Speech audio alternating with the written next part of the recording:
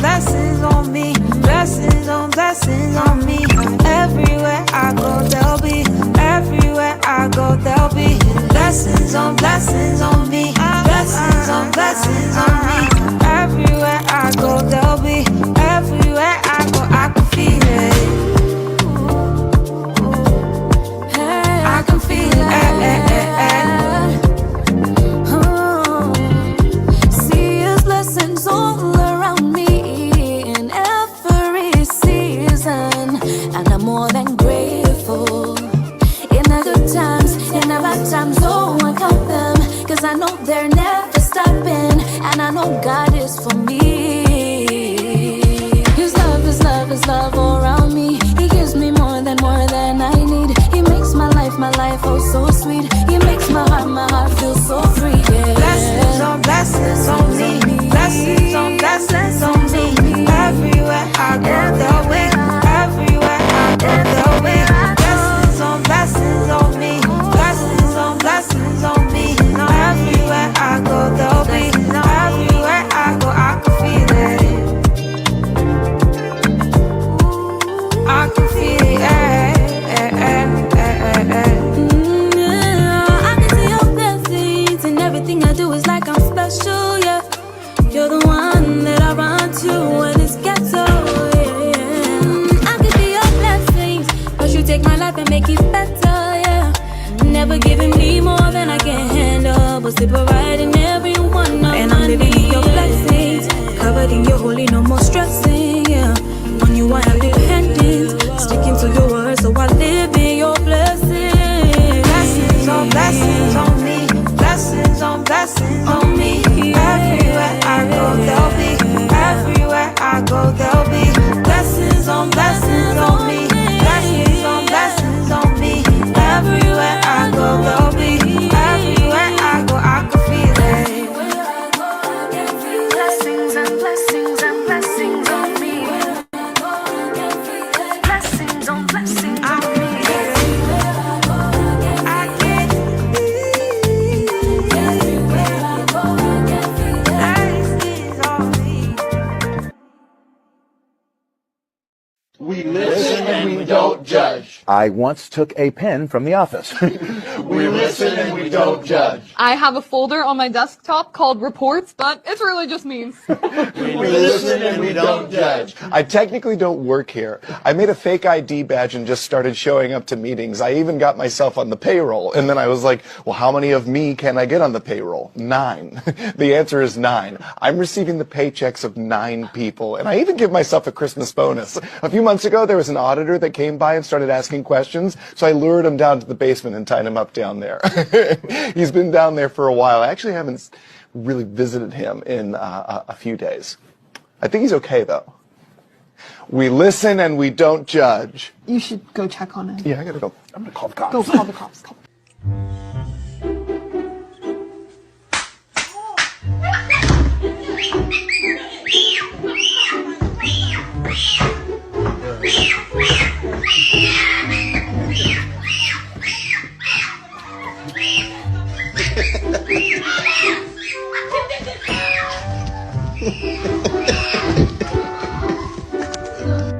Buck, buck, buck, buck chicken on a buck, buck, buck banana.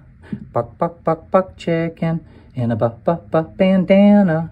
Buck, buck chicken on a buck, buck banana in a buck, buck, buck bandana. Buck, buck chicken on a buck, buck banana in a buck, buck, buck bandana. Buck, buck, buck, buck chicken on a buck, buck, buck banana.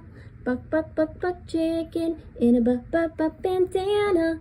Buck, buck chicken on a buck, buck banana in a buck, buck, buck bandana. Buck, buck chicken on a buck, buck banana in a buck, buck, buck bandana. Buck, buck, buck, buck chickens on a buck, buck, buck banana. Buck, buck, buck, buck chickens in buck, buck, buck bandanas. Buck chickens on a buck banana in buck bandanas. Buck chickens on a buck banana in buck bandanas. Said, oh, how long you been doing poetry? I said, many years, more than 20. But when I caught her expression, my smile started to fade. She said, more than 2 decades and you still performing around the way? I at least thought you'd been on Broadway or a national stage. My nostrils fled. I shifted in my seat. I adjusted my glasses. I said, what you say to me? She said, I'm just saying, more than 20 years should probably bring you fame. I said, well, the fact that I'm still in demand leaves me amazed. I'm grateful. I looked at sis again. There was no scales, no sharp talons, but it was a little smoke on her tongue. She was hateful. She said, how old are you? I took a long look around the room. I was hinting at sis to go on and move. I was trying not to be rude. I said, I'm in my early 40s. She said, true. I don't see no ring. I said, no, baby girl, not yet. She said, oh, so you ain't meet nobody who wanted to take you off the market? I said, well, of the few men that I dated, there was one I thought I would be with for life, but it didn't work out that way. She said, another independent woman who can't find her Mr. Right. I said, sis, you want to fight? But she laughed at my offense. Instead of falling back, she leaned in. She said, you sitting here like you ain't got no friends. At least tell me you got some kids. I said, I don't have no time for this. My life is beautiful the way that it is. She said, oh, you one of them. I said, one of who, friend? She said, you the type to meet a grim reality with toxic positivity. You sitting there like you never wanted to be mommy or wifey. I said, you're talking to a woman who has radical acceptance for whatever God has for me. I said, honestly, I'm at peace. And I remembered I didn't even have to be in this woman's vicinity. I started to gather my things up quickly. I said, for the record, I didn't enjoy your company. But since you forced yourself upon me, the least you can do is tell me your name. Sis gonna say same. I said, same as what, girl? Stop playing. She said, same as the woman that I'm talking to, boo. She said, sis, I'm you. I'm the dark corners of your brain. I give voice to what your subconscious be saying. She said, you met a lot of hurt people who wanted you to feel the same. You used to ignore it, but now in the quiet corners of your day, you start to regurgitate all of the negative things they used to throw your way. And she said, look around, sis, I'm not even here. But I'm glad that you can hear your inner thoughts really are that rude. You need to get to therapy and get them people's opinions up off of you. Because I know your life is beautiful, but the question is, do you? She said, right now, you sounding like your own biggest hater. And I wanted you to know that until you let their opinions go, you are the only dragon that needs slaying. Thank y'all.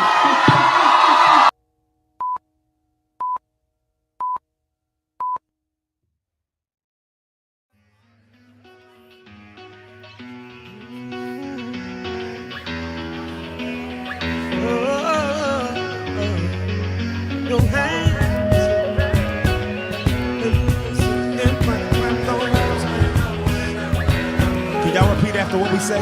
Say, righteousness that I can't ignore. Peace beyond what I understand. Give me joy that I can't explain. In your spirit, in your hands. Let's say, righteousness that I can't ignore. Say, peace beyond what I understand.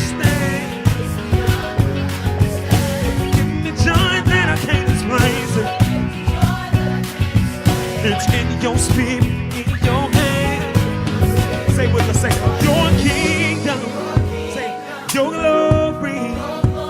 It's your love, not my own. And all power is given to Jesus. He alone. Let's go. Righteousness that I can't ignore. Say, other way.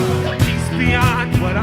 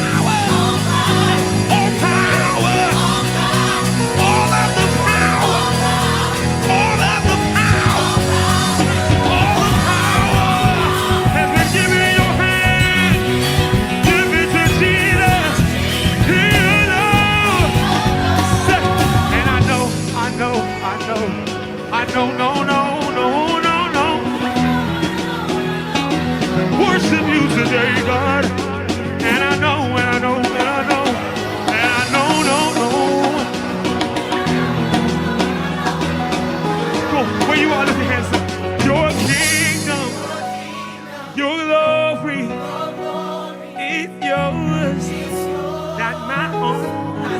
Thank you, Jesus. Your power is given to my Jesus. He alone. If you believe it, say, I know, and I know, no. Say, hallelujah. Oh yeah.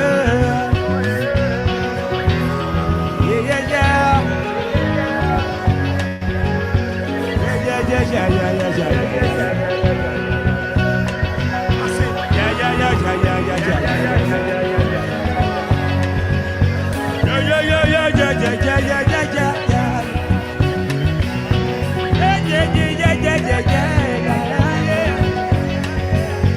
Lord, your kingdom come in the earth today.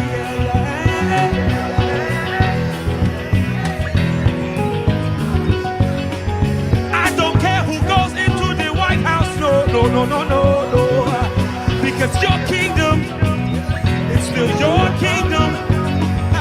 I don't care what the government may have to say. Because it's your kingdom. It's your kingdom. Your kingdom. Your kingdom.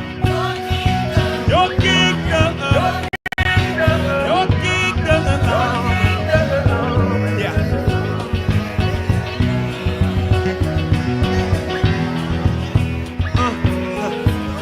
One more time, say, your kingdom. Your glory is yours, God, not my own. And all power is given to Jesus, your Lord.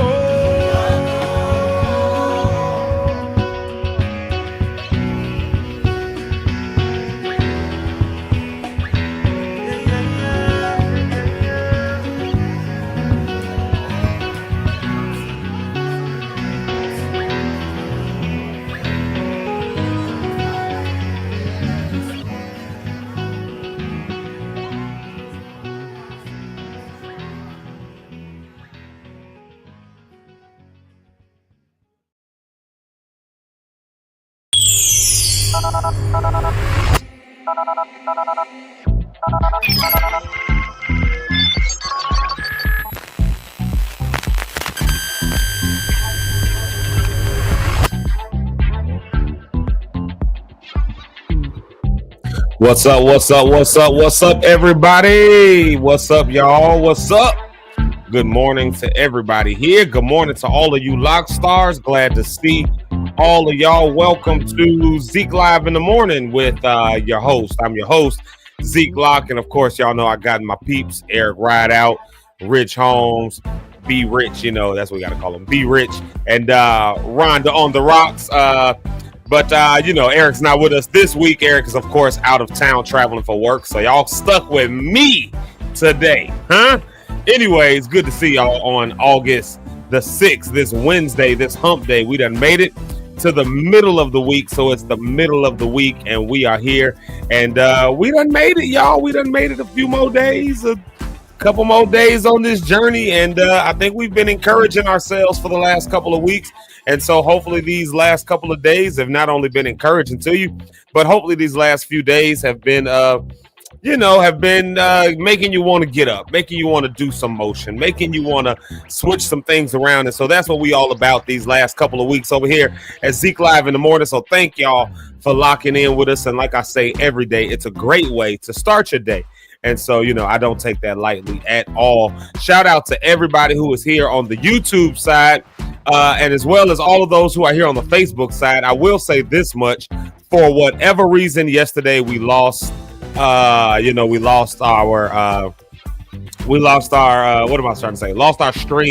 to Facebook. It just stopped. I don't know why. I haven't even gone back to look, but that happened yesterday. So I say that to say, if you're watching us from Facebook, hi, how you doing? You might find that YouTube is just a better listening experience.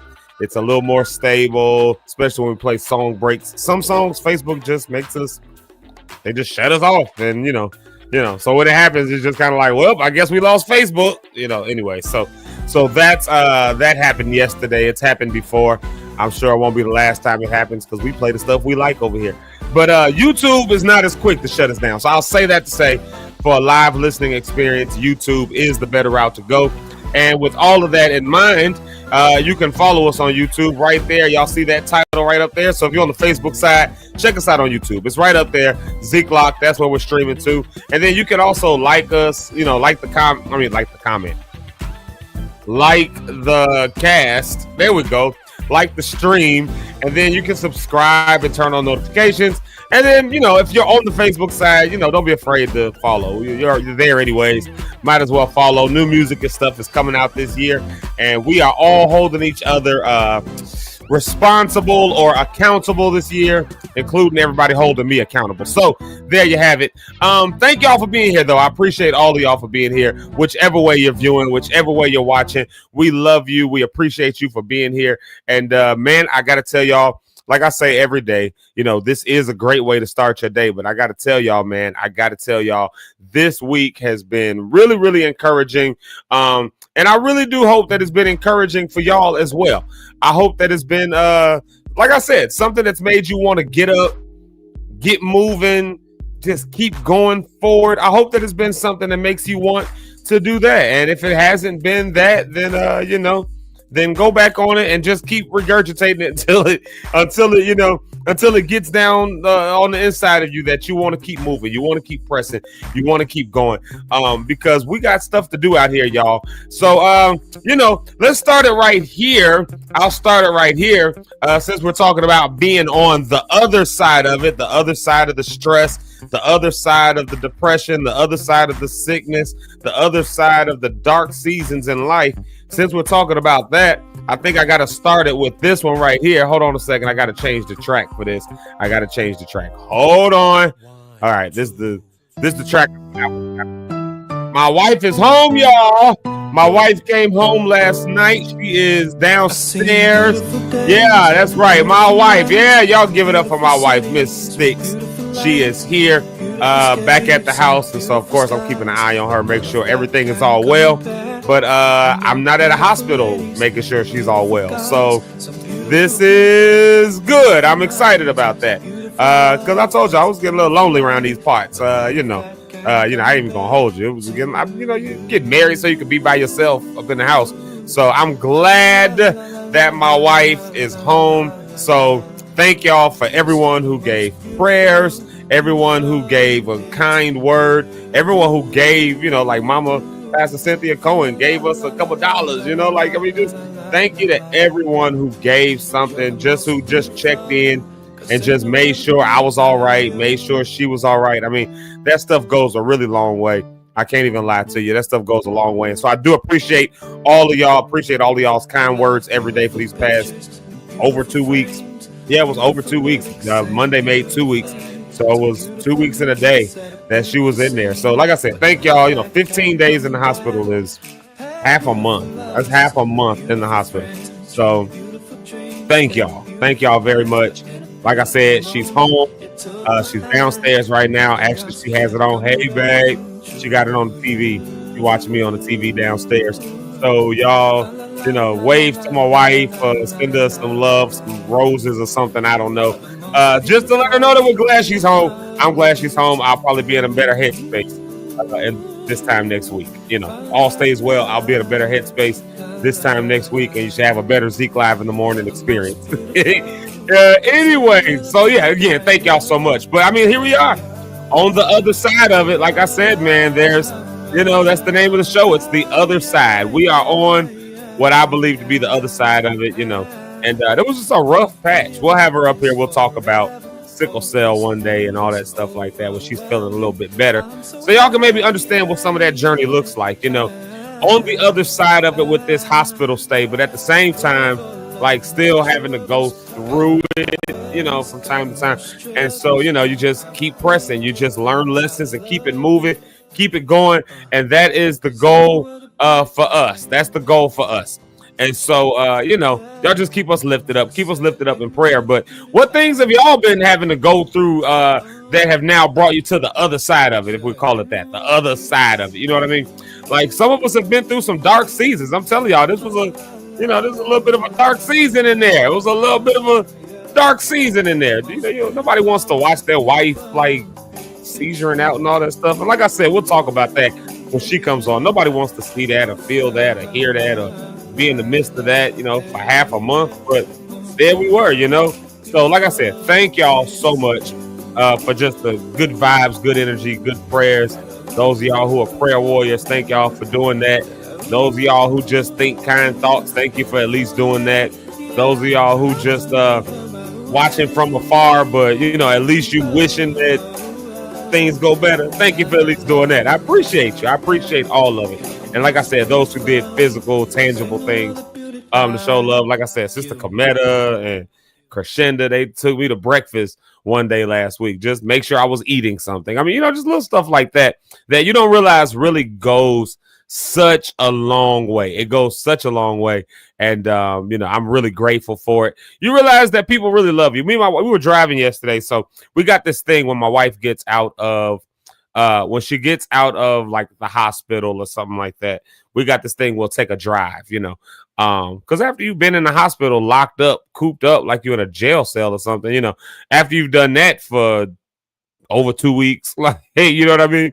After you've done that for half a month, like, you want to get out. You want to see the world around you. What have you missed? What have I missed? What have I not seen? So we got just a tradition that we kind of do. Also, it helps her not to have to like just come in the house and just sit straight down. It kind of gets her up, sitting up and all that. But we take a drive. We just take a drive somewhere. Maybe we hit a store or something like that. But we just take a drive, try to do something peaceful.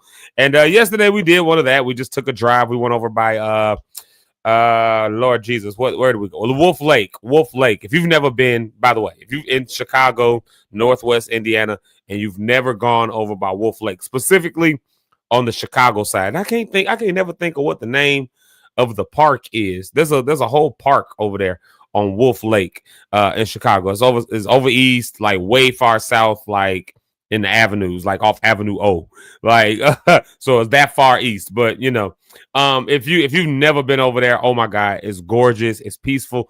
I swear you will feel like you're in another world. That's the general vibe, like when you're in like the neighborhood of South Chicago, like way far south, like Hedgewish and all of that. Like you generally just feel like you're in the country somewhere, like you're not in Chicago. I think that's why I like it over here, because you just feel like like I just feel like I know I'm in the city, but I feel like I'm still at home in the country. It feels like that. Anyway, so there's a big park over there. I can't think of the name of the park. And I don't have any devices in here with me to look it up. Anyways, so we took our drive. It was just a good drive. And as we was driving, we was just talking. And I said to her, wow, like I got to really start focusing in on the fact that there are really people who like love me and care about me and want to make sure I'm okay. And oftentimes, I know for me, I don't oftentimes think of it that way, that there are really people who love me, who care for me and want to make sure I'm okay. And I don't know what that's about. I don't know why I think that sometimes. I don't know why I go through that. I'm sure I'm not the only person in the world who ever has thought that, has ever had those thoughts, those feelings. But I don't, sometimes you just feel lonely sometimes. You ever got there? Like you can have all kinds of people around you. You can have all kinds of love around you, family, friends, church, community, block club, work, whatever. Like you have all kinds of folks around you, and yet still feel like you in it by yourself. I don't know how to describe that feeling. I don't know how to describe how you even arrive there. I'm not a psychologist. I can't really say this is why that happens. I don't know. I don't know. I just know it happens that way sometimes. And so yesterday we're driving, and I said, you know what, this time around, I just really recognize that there are people, and I'm talking people besides family. Like, I mean, my family, obviously family loves me and all that stuff. Like, I'm not, I ain't talking about that, but that's for me, for my family. But, I mean, just like people, just people. Look at fellow Lock stars and church family and just friends and, people who were just genuinely concerned about about me and about my wife and about my family in this season. And so I want to just say thanks to everyone. Thanks to everyone who fits in line with that. This time around, I think I just decided, like I said, I didn't like the results that I got the last time something like this happened, and I just shut down and shut everything down. I didn't like those results.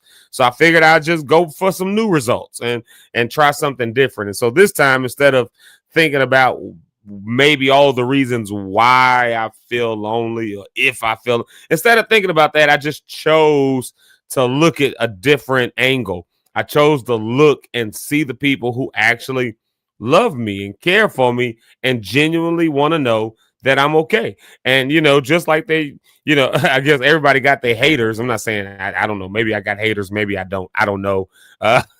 Maybe you got haters. Maybe you don't. I don't know. But, on one hand, we all can kind of pinpoint and focus in on our haters and be like, oh man, my haters this, my haters that, and all that and the other. But, what happens when you stop focusing on haters and loneliness and all these other things, which may be true in your mind or in reality. But still, that is also true, is that there are people who love you. There are people who care about you. And there are people who genuinely want to know that you're okay. And, if you focus in on that, I think that you end up with a little bit better of a result. I think you end up with results that point to something that is much more healthy, not only for you and your heart, but more healthy for you. I mean, your heart as in your soul, but I also mean your physical heart, because you ain't as stressed out and all that stuff. But, it's good for your mental health. I think it's good for our, just for us to know and to realize that somebody cares about us, somebody is there for us. And even if it's only one person, one or two people, there's somebody that's there for you. And if you focus in on that, then I just really believe, I think that whatever you feed is what will grow. So if I feed into the fact that there are people who are against me, if I feed into the fact that there are people who are hating on me, if I feed into the fact that there are people who want to see my demise, then that's what will grow for me, because that's what I'll always see. That's what I'll always envision. But on the flip side, if I focus in on the people who are there for me, if I focus in on the people who love me, if I focus in on the people who care, if I focus in on the people who are genuinely concerned about me, then, it flips up. That starts to grow, and I'll try to find more people who are like that. It'll just be a healthier life. And I think that's the importance of community. That's the importance of family. That's the importance of everyone being able to come together. That's the importance of everyone being able to love on each other. That's why even when we do the morning shout outs, which we're going to do right after this music break, that's why I always say that's my favorite part of the show, where we say good morning. And I promise y'all, I love the new trends that we've just kind of organically created over the last week or two, with coming up with all these different names for the day. I love that trend that just kind of popped up out of nowhere. I love that. And then I love the trend of the encouraging words that everybody's been putting in. I really love that trend, the encouraging words that everybody leaves in the comments. You got this, like Marcus always says, or Brony Cat is always encourages us to get our special drink or whatever. It just all, like, everybody. I can go down the line for people who do this, and now it's become like this trend on Zeke Live in the morning, and it's become even more my favorite part of the show for that very reason, because it's that encouragement that reminds us that within community, somebody loves you, somebody cares about you, and people genuinely want to know that you're okay. And so as a result of that, I'm going to ask you to do this. We're going to come right back right after this. I'm going to do it for right now, though. I'm going to turn the comments on. Y'all know where they are, right there in that little box right there where it says live weekdays, 7:30 a.m. to 10 a.m., which is when Zeke Live in the morning comes on. Your comments will show up right there, starting now. So any comments that were there before, I'm sorry, they're not going to show up. But we're going to come back and we're going to do morning shout-outs. Do me a favor, if you haven't done it already, man, please get on in this conversation, man, and go ahead and say good morning. We're going to do the morning shout-outs coming up next, right after this music break. So, like I said, I love the trend that we've created around here of saying some encouraging words. So don't just say good morning. Let your neighbor and your friends know. Let these other fellow lock stars, let them know that we are all right. You're going to be okay. Everything's going to be all right. This might be the only encouraging word that somebody hears today. And so I think it's a healthy trend to keep going with, especially on Wednesday, where we can check in on our wellness and make sure we're all right as we approach on the other side of all of this. So I tell y'all what, let's do some music right here. I'm gonna play this one just not only because I like this song, but because I think that during this season, even when my wife was in the hospital and they wouldn't let me and my mother-in-law, they wouldn't let us stay at the hospital overnight in the ICU, you know, so we had to keep on coming home, had to keep on coming back to the house, and then my mother-in-law had to leave, and so I was just by myself, but I wasn't really by myself. There was somebody that was there with me. He's been there all along. And so in honor of that, y'all mind if I play Stay With Me by Anatolia? Y'all know this song. We play it a lot around here. Y'all mind if I play that one time just because the Lord stayed with me through it all? And then we will be right back right after this music break. Like I said, if you haven't done it already, please say good morning. And we'll be right back right after this.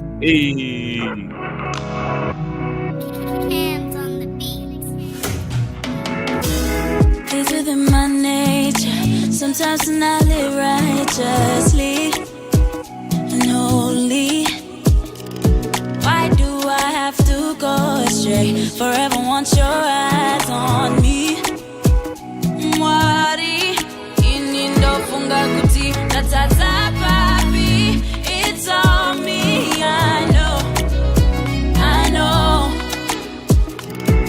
The evidence all around me. You are here, I know. So stay with me. Oh, Papa God, won't you stay with me? Yeah. From my nanny, stay with me. Say you'll be there. Stay with me, Papa. No, I ain't perfect.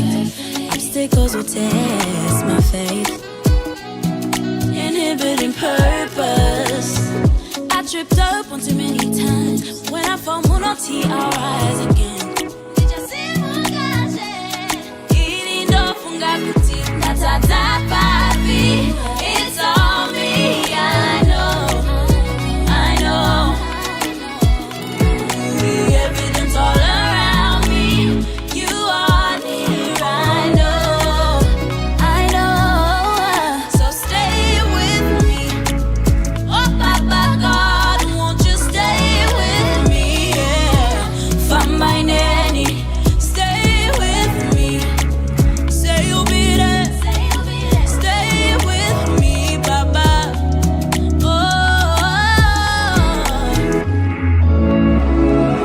Don't turn your face away from me. I know this life without you it's lonely. I'm overwhelmed. Please don't turn your face away from me. I know this life without you it's lonely. I'm overwhelmed. Stay with me. Oh, Papa God, won't you stay with me? Yeah. From my nanny, stay with me. Say you'll be there. Stay with me, Baba. So stay with me. Oh, Papa God, won't you stay with me? Yeah. From my nanny, stay with me. Say you'll be there. Stay with me, Baba.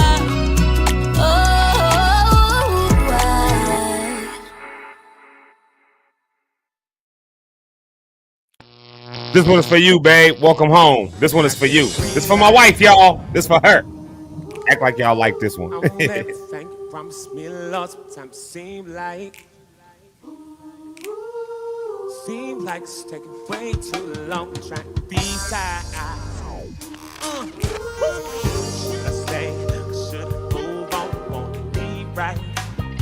So I'm moving out your green light. Say, can I get a green light? Yeah. How y'all doing, huh? Where you at, huh?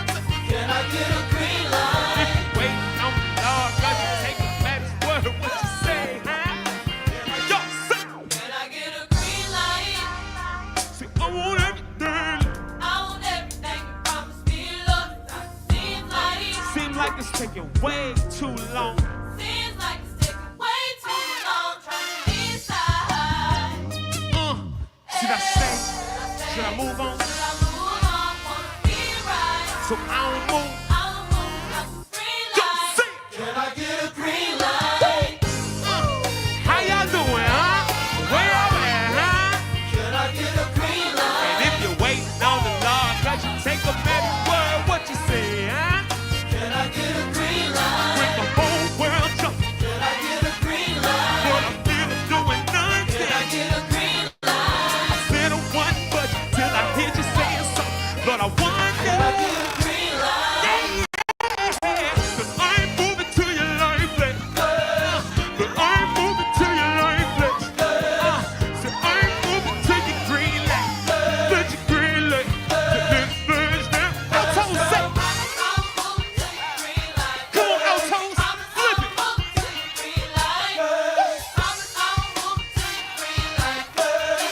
Right here. Sopranos, say.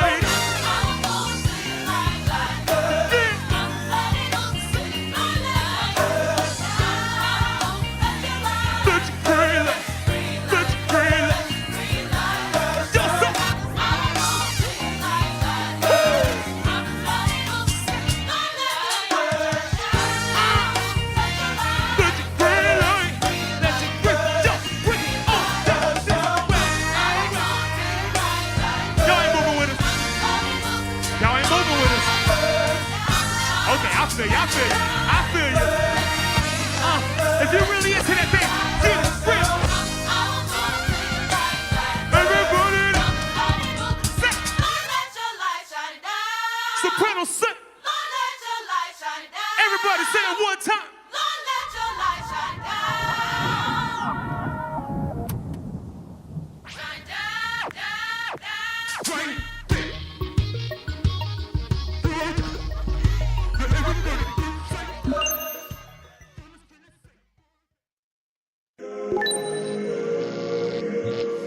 Yo, we back.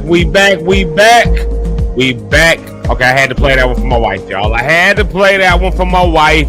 Now that she is home, we had to play that one because, she's been gone for half a month. So here she is back at home now. So we're celebrating that. Woo! So anyways, hey, y'all, let's get into these morning shout-outs. If you haven't done it already, man, say good morning. Good morning to you. Good morning to you. And good morning to you. And even if I don't know you, I don't think I know you. Right there, you. I don't know you, but good morning to you, too. Anyway, let's get into these morning shout-outs, man. Like I said, one of my favorite parts of the show. So let's see what these are about. Who we got first on the shout-out? Who we got first in there? Let's see. I think I know who it's going to be. There we go. Here we go. Watch this. I was right.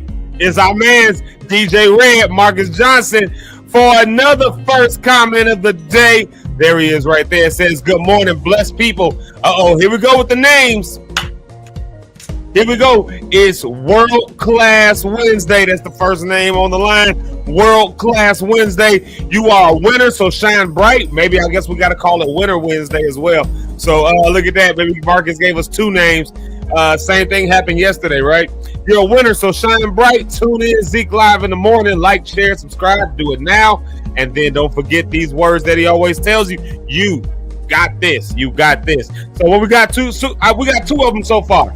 World Class Wednesday, and I just threw in there Winter Wednesday since I saw it. There it is. So we got two of them, World Class Wednesday, Winter Wednesday. Who's our next comment? It's Mama. She's on the YouTube side right there for that comment. She says, good morning, family. She's got y'all know what that means when I see that symbol right there with the hearts and the blood drop. That means family is who you can, it's not just who you're born to, it's also who you choose to be with. And since y'all choose to spend every morning here, Zeke Live in the morning, 7:30 to 10 a.m. Central Standard Time. Since y'all choose to do that, that technically kind of makes us like family, right? So that's why we say these good words of affirmation to everybody. I mean, that's why we say these words of affirmation to everybody. And Mama says, everybody spread love. We are truly blessed. Receive it. Receive it. Yeah. There y'all go. Y'all better take that wisdom. Receive it from the Lord. Receive it from your brothers and your sisters here on the Zeke Live, the Lockstar family. Just receive it. Receive blessing. Receive love. Receive all the positive energy, all the good vibes. Just, a good day. Just a good day. Receive it. All right, what we got so far? We got World Class Wednesday, Winter Wednesday, and then check this out right here. Miss Asia Jamal. There she is. Y'all know y'all can find her podcast over here, the Pure Live podcast. For those of y'all who ain't been so pure, you can go over and watch Miss Asia Jamal, and you can be a little bit more pure by watching the Pure Live podcast right here on YouTube. But there she is right there, the host of Pure Live, Miss Asia Jamal, and she says, good morning, everybody. It's hump day, and of course we got to call it hump day. Y'all know, it's hump day always. The camel, but the Geico just has ruined us all. I know we called it hump day before that, but the camel just sealed the deal. So there you have it. It's hump day, Camel's favorite day of the week. So there you have it. We're almost at the end of the week, people. Let's praise through it. I love that. Y'all better take it. Blessings and praise and all that stuff, all for the rest of the week. That's what we got. That's why we starting these days off real good. Thank you for those awesome words, Miss Asia Jamal. And then check it out, y'all. It's my dog, my homie, my friend, my brother, Will C. Good morning to my big bro Zeke and the morning crew, Eric, Rhonda, and B Rich. There you go right there. My dog Rich. My dog Will C. We're laughing at that name B Rich because we ain't laughing at, but B Rich used to be Yeah, for those of y'all that don't know, y'all know we call him the past star around here. We give him that title, but also at the same time, B Rich was a music star back in the day. Y'all might not know it. He wrote these songs and stuff. Before I was doing the music thing, Rich was doing the music thing. B Rich. So, B Rich. That's why we, sometimes when you hear us call him B Rich. There you got it right there. That's my dog, Will C. There he is right there. Let's see here. And then, of course, Mom is on the Facebook side as well. She can make sure we staying live on Facebook because sometimes Facebook be tripping.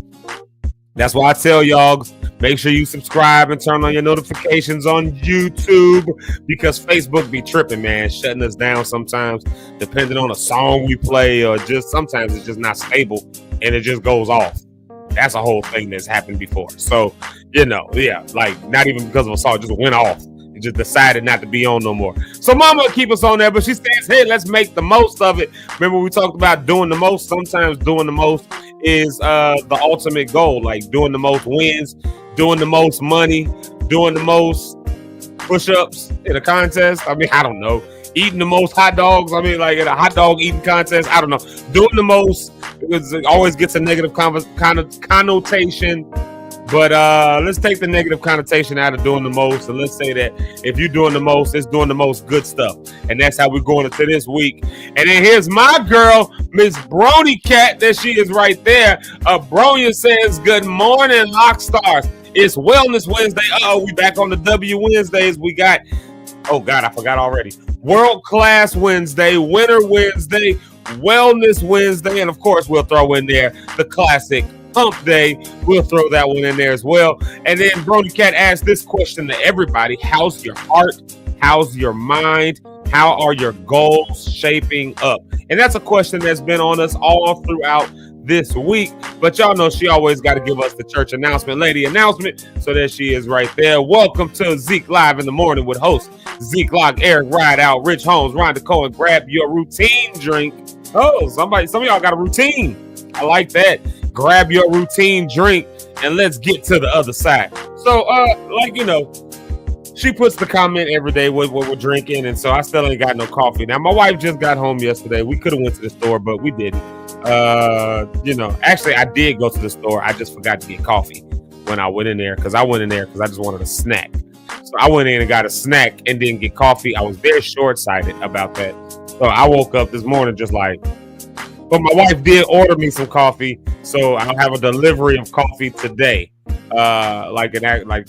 It ain't gonna do good this morning. But I'll have coffee in the morning, tomorrow morning. But this morning I'm drinking some Ensure. That's my morning drink today. Yeah, Ensure Plus. Get my protein and my calories and all that other stuff. Maybe a couple vitamins and stuff in there that I need. Every now and again when we have rough weeks or when stuff is just busy and I'm not eating like I should. I'll drink these. And so I had a chocolate shake this morning, and now I'm drinking my Aldi brand Benner green tea, which is actually really good. It's actually really, really delicious. And I don't think there's any sugar in here either. I lied. There are 24 grams of sugar in this. Oh my God. I thought that was a sugar-free drink. So just found out that I'm loading up with sugar this morning. So I'm going to the other side with a lot of sugar apparently. So there's a shocker. I don't know why I thought that was a sugar-free drink. I'm just downing them. No wonder it tastes so good. My Lord, why is sugar in everything? Jesus. All right. Hey, y'all, look who it is. It's my dog, Charlie. What up, Charlie? What up, brother, man? Hey, y'all, that's little homie right there. That's Charlie over at APC. I tell y'all all the time. Y'all see the outfit he got on right there with the hat? I can see the hat in the picture. Charlie always got on a dope hat with a brim, like just sharp dressed young man. Shout out to Charlie. Y'all go give him some love right there. That's my dog right there. Every time I see him, I'll be like, man, I'm gonna take your hat. Then he had on a dope watch one day. I was like, man, I'm gonna take your watch. Charlie, what's up, man? That's always good to see you. Let's see here. Hold on, wait. I see another name in here. Wait a minute. I missed this one. We got another name on the horizon from Mama, Miss Sherry State. She says, welcome to Won't He Do It Wednesday. So what we got so far, we got World Class Wednesday. We got Winter Wednesday. We got the classic hump day. We have Wellness Wednesday. And now we got Won't He Do It Wednesday. I can rock with that. I like that. Won't He Do It Wednesday. Yeah, I can live with that one. I like that. Won't He Do It? Won't He Do It? Won't He will? Yeah, He will. Yes, it will. Yes, it will. Let's see here. Won't it will? Yes, it will. Let's see here. And then y'all look right here. I got it. Now, y'all know how I feel about the mamas of the show. Here's a mama y'all might not have met just yet. It's my mother-in-law. That's my wife's mama right there. So that's my mama. That's my mama right there. There she go right there. That's my mama, Miss Sherry Panky. Yeah, that's my wife's mama. She birthed my wife and raised my wife and spoiled my wife. And that's why my wife now is so spoiled. And as an adult, this is the woman who did it right here. Miss Sherry Panky, what's up, mama? Good to see you. Y'all know how I feel about the mamas of the show. So y'all go show mama some, y'all go show my mama some love right here. Miss Sherry Panky, she says, hallelujah, thank you, Jesus. We fall, but we get up. Y'all better remember that. Even though you might have a dark season and a dark time, you may fall into it, but you can get back up out of it. And that's what the other side is all about. That's what today's show is all about, being on the other side of the dark season. So we may fall, but hey, we can get back up. I hope y'all believe that. I hope y'all believe that. And then wait a minute. Change it up, switch it up. Y'all know I gotta switch it up. Let's see what I'm gonna switch it up to. I'm gonna switch it up to... And y'all know why I'm switching it up. You would think I would just have this loaded up because I always change the track. Babe, I don't even know what the track is. I lost the track. I think I deleted it. All right, fine. We'll play this one right here. We'll play this one. There it is. We'll play that one. Because guess who's in the comments right now, y'all? Guess who's in the comments for the first time in like a week at least? Guess who it is? Guess who it is? Can y'all guess? I bet you can guess if you think about it real hard. It's my wife. There she is, y'all. My wife is here. There she is, y'all. Thank y'all for the prayers and everything. And that's what she's saying in the comments. My wife, Mrs. Locke, she is saying, good morning, everybody. Thank you all for your prayers and keeping Zeke lifted up. You are greatly appreciated. Now, she's probably not going to be in the comments too much, even though I know she's downstairs watching it, unless she done dozed off and fell asleep, in which case she don't even know that I'm talking about her right now. But, which I would hope that she would get some sleep too. So that's fine, you know. But, yeah. I don't want her typing too much in the comments. I want her to just sit back and enjoy and not be trying to do the most. I mean, I know I just said do the most, but I'm telling my wife right now, don't do the most. Just chill. So, but thank y'all so much for the prayers and everything. Yes, there's my wife right there back in the comments. Yeah, the wife is back in the comments. So there we have it. And speaking of the mamas of the show, y'all know how I feel about the mamas of the show. Y'all go show Mama Pastor Cynthia Cohen. That's Rhonda's mama. Y'all go show her some love. Give her some hearts and some all of that stuff. There she is right there. She says, good morning, Lock Stars. Thank you, Lord. She's home. Yeah, thank the Lord. She's home. And then I can hear the claps. I can hear the hand clap of praise right there. Prayers will always continue for your well-being, Mrs. Kim Yada. Thank you so much for that. Yeah, y'all keep her lifted up. Keep us lifted up. Keep our household lifted up, you know? Yeah, just keep us lifted up right there. I love what Will C says right here. Here's a word of encouragement that somebody might need this morning. He says a cup that is half empty can also be seen as a cup that is half full. You just got to change our perspective. And this is so true. Somebody might need to hear that encouraging word. I think Wayne Dyer, he said in a book, I forgot what book it was. He said, though, when you change the way you look at things, the things you look at change. So you get fresh perspective on stuff. And, even the Bible hints at this in a concept that says, be transformed by the renewing of your mind, right? So like when there's a mental shift, when there's a change in perspective, a change in view, when there's a change in the way you look at things, then the very things that you find yourself looking at become very different. I'll say this, and I'm gonna keep on moving with the rest of these morning shout outs. But in the spirit of changing the way you look at things and the things changing, one thing that I love right now about like the cinematic world, like movies and superhero movies, is they're giving a lot of movies to villains. Y'all remember it used to be like real black and white, right? It was good guys, bad guys. There were heroes and there were villains. Like it was just, good guy, bad guy, hero, villain, all that kind of stuff. And now, like you knew, for instance, the Joker was a bad guy. He was just a bad guy that just is what it is. And then a movie like Joker comes out, and you get to see the human that he was. You get to see his origin story. You get to see how he ended up down that road. How so many people treated him poorly beforehand. I mean, spoiler alert, if you haven't seen that movie, that's what Joker is all about. Like, how did he become the Joker? Or movies like Wicked. You think of the Wizard of Oz, and we always thought of the Wicked Witch of the West. And as it kind of turns out, according to the movie Wicked, they changed the perspective. And the Wicked Witch of the West was actually the good guy. She was actually the good guy who cared for everybody. Like, and then just shifted. Like, I mean, you change the way you look at things. The things you look at change. I was listening to a joke by Josh Johnson. Shout out to Josh. He is becoming one of my favorite comedians right now. One of my favorite stand-up comedians right now, Josh Johnson. Anyways, he was talking about like his friend finding out that his dad was like an annoying drunk. That's a whole joke about it. I ain't gonna tell this joke on here, but you change the way you look at things, and the things. So now you're looking at his dad different. I mean, things change. That is what it is. You got to just change the way that you look at things, and then things will change. And so hopefully, if you got a bunch of bad stuff in your life, you can change it and look at it as, is this a lesson instead of a bad thing? Is this a, I don't know. Is this instead of a delay?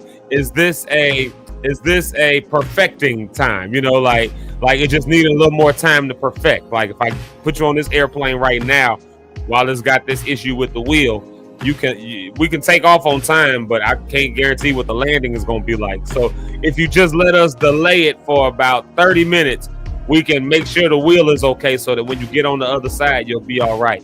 So change the way you look at things. The things you look at change.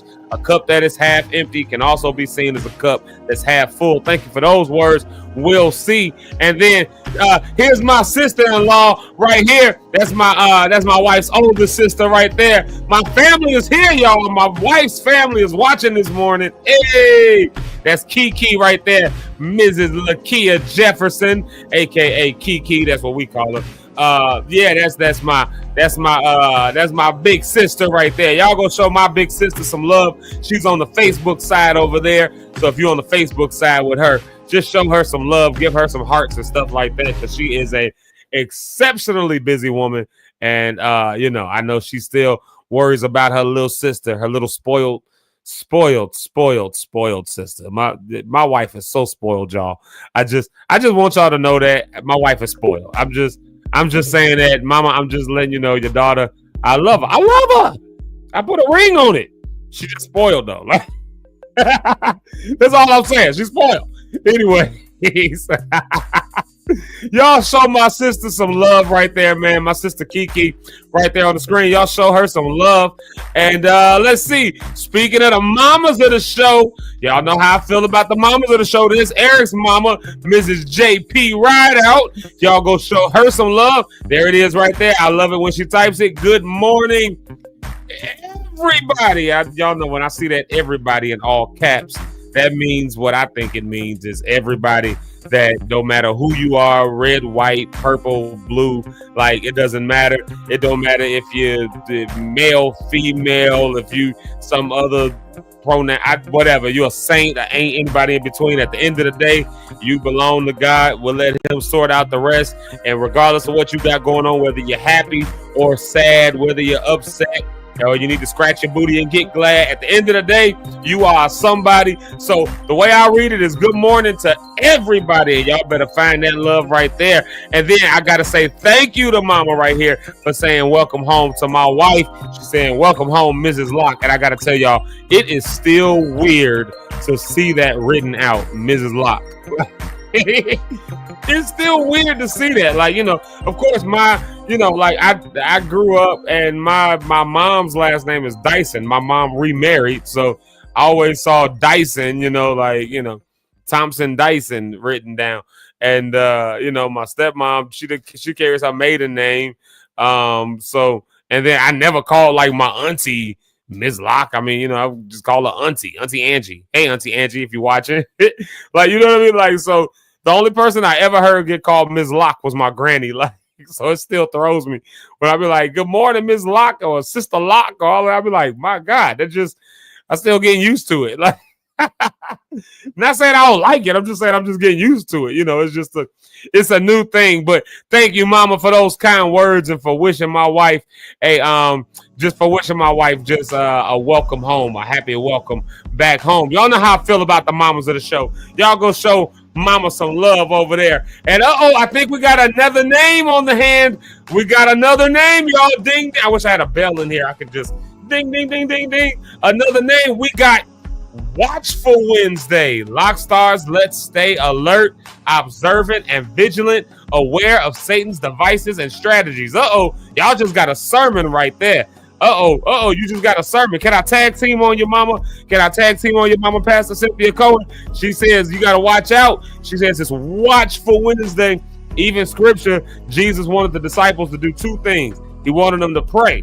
Now, he didn't want them to just pray. He wanted them to watch and pray. So sometimes you got to watch. Got to keep your head on a swivel. Watch. Keep on watching. If you're going to make it to the other side, if we're going to make it to the positive side, if we're going to make it to the glass half full, if we're going to make it through the rest of the week, if we're going to make it to the rest of this year, like I said, I think we all got a grace that's going to come on us. That's already there on us. We just got to tap into it. That's what I believe. Lock in with the grace that God has given us to finish out some stuff this year.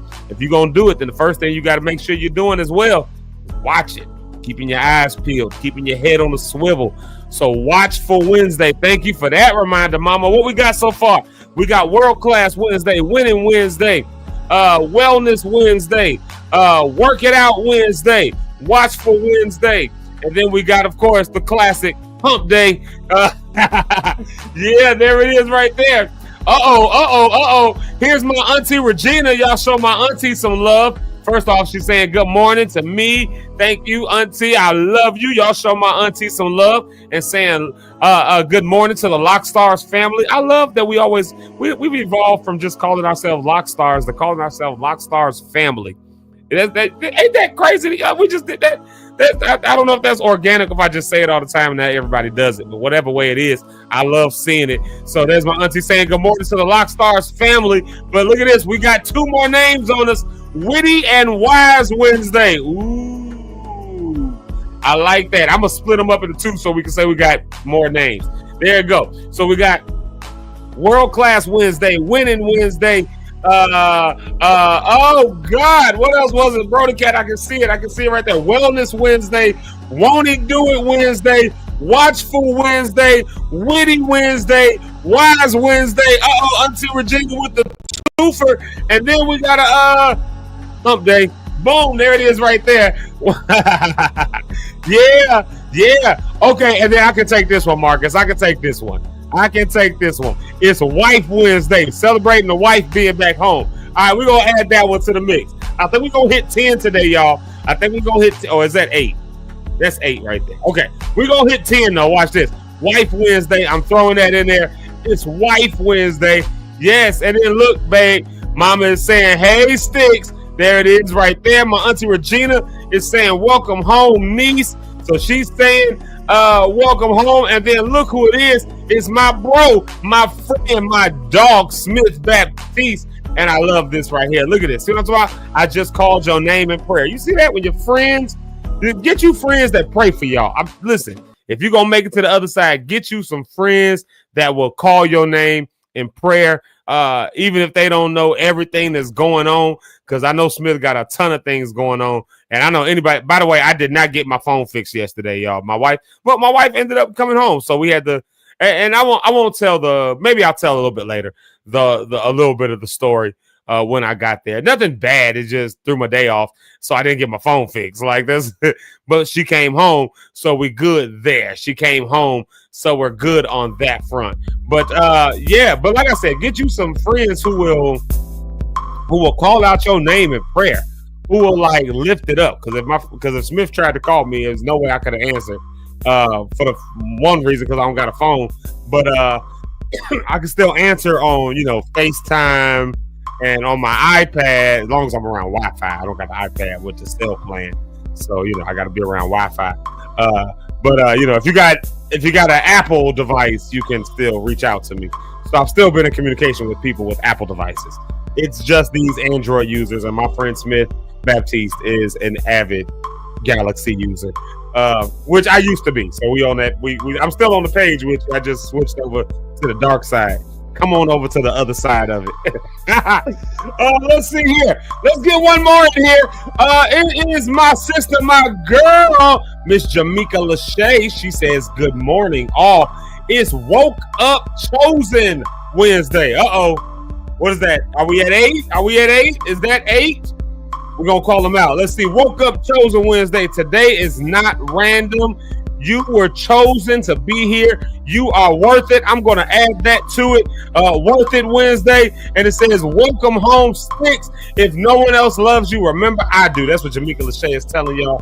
And yeah, I'm with her. Hearts right there. If I was Rhonda on the Rocks and I had an update on my computer, if I do the upgrade, not the upgrade, but the update, then I can do the hearts and you'll see the hearts flash. But I'm not ready to update my computer, so I can't do that. So y'all just imagine some hearts went flying across the screen. But y'all know I love y'all. Y'all know Jamaica Lachey loves y'all. There she is saying it right there. Let's run down these titles real quick. We got, I done forgot already, y'all. What's the first one?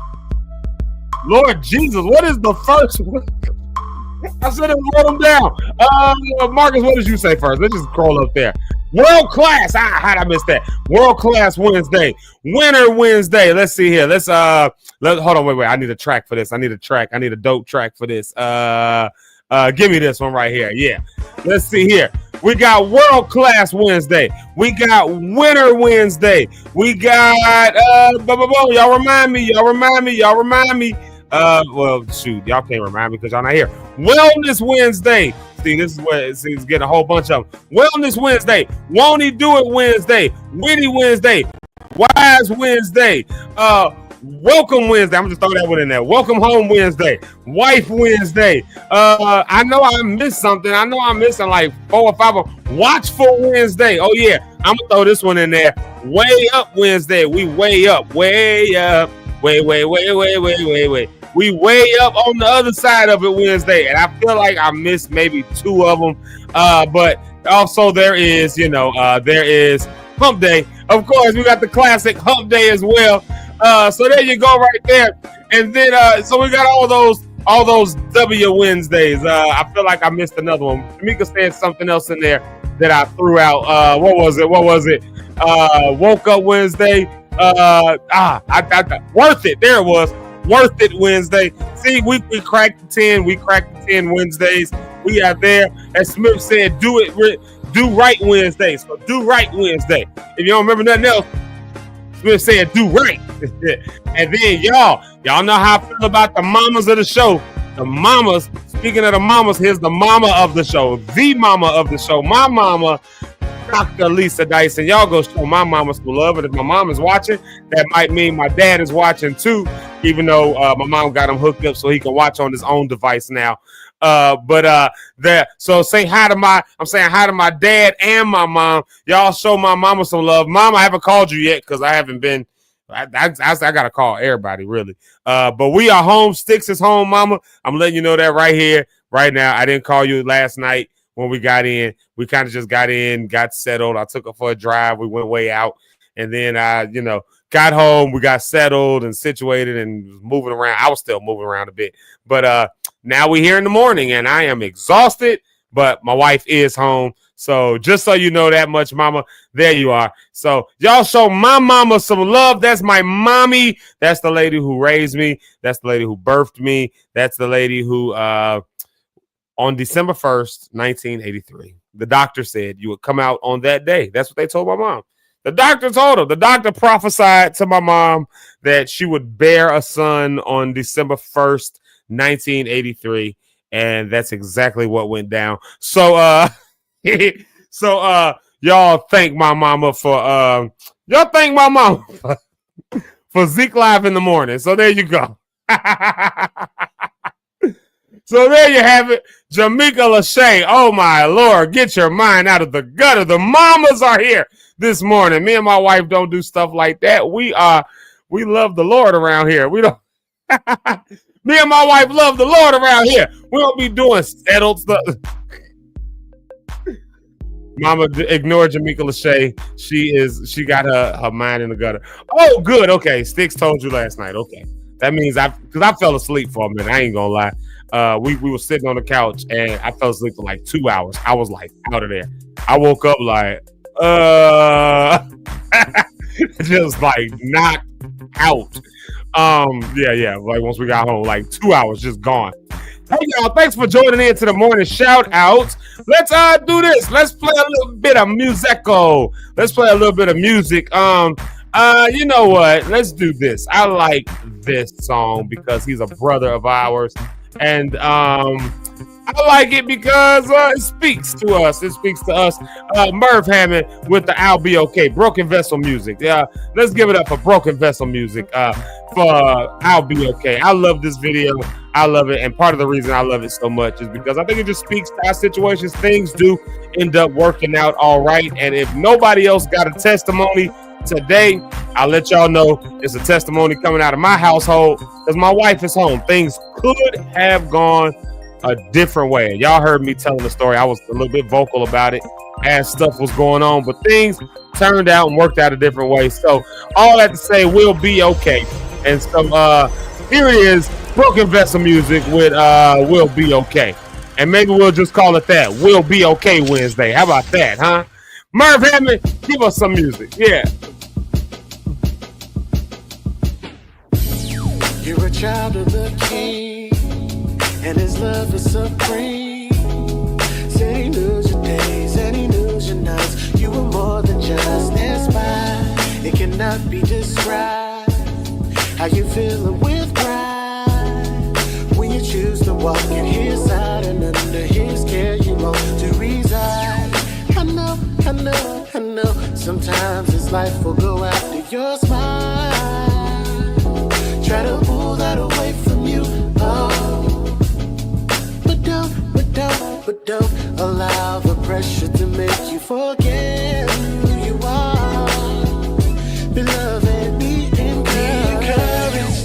Beloved, we got a promise from heaven, so we're alright, we're okay, we're alright, we're okay. There is nothing that can keep us from the life that we have in Jesus.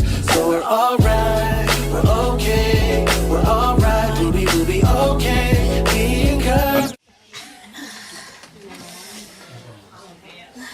You alright? You okay?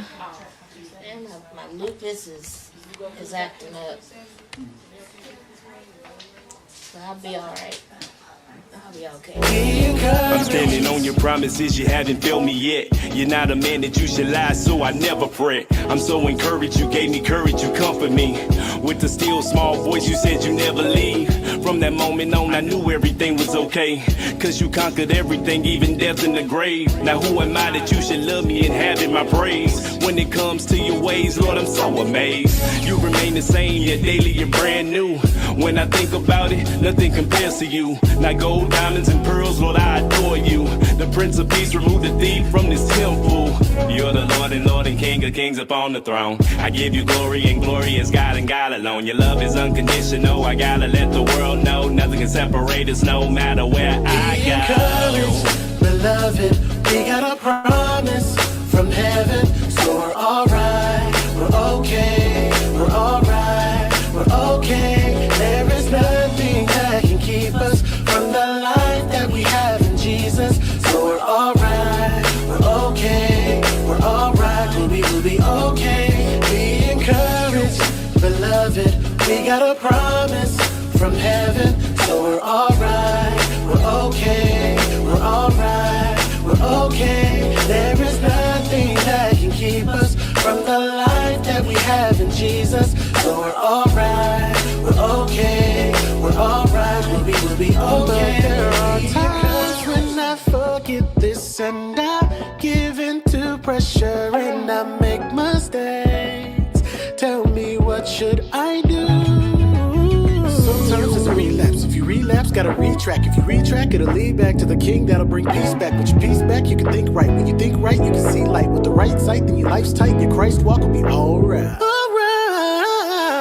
Be encouraged, beloved. We got a promise from heaven, so we're alright.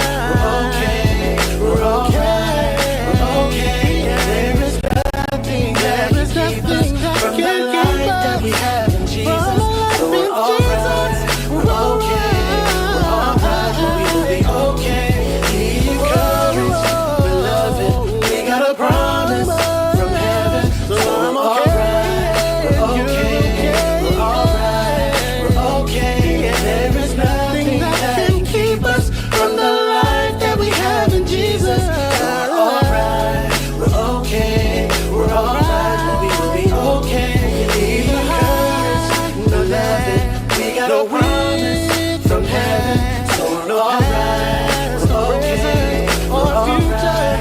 That can keep me from there is nothing that can keep us from the life that we have in Jesus. So we're alright. We're okay. We're alright. We'll be okay. Be encouraged. We said, oh yes, we will.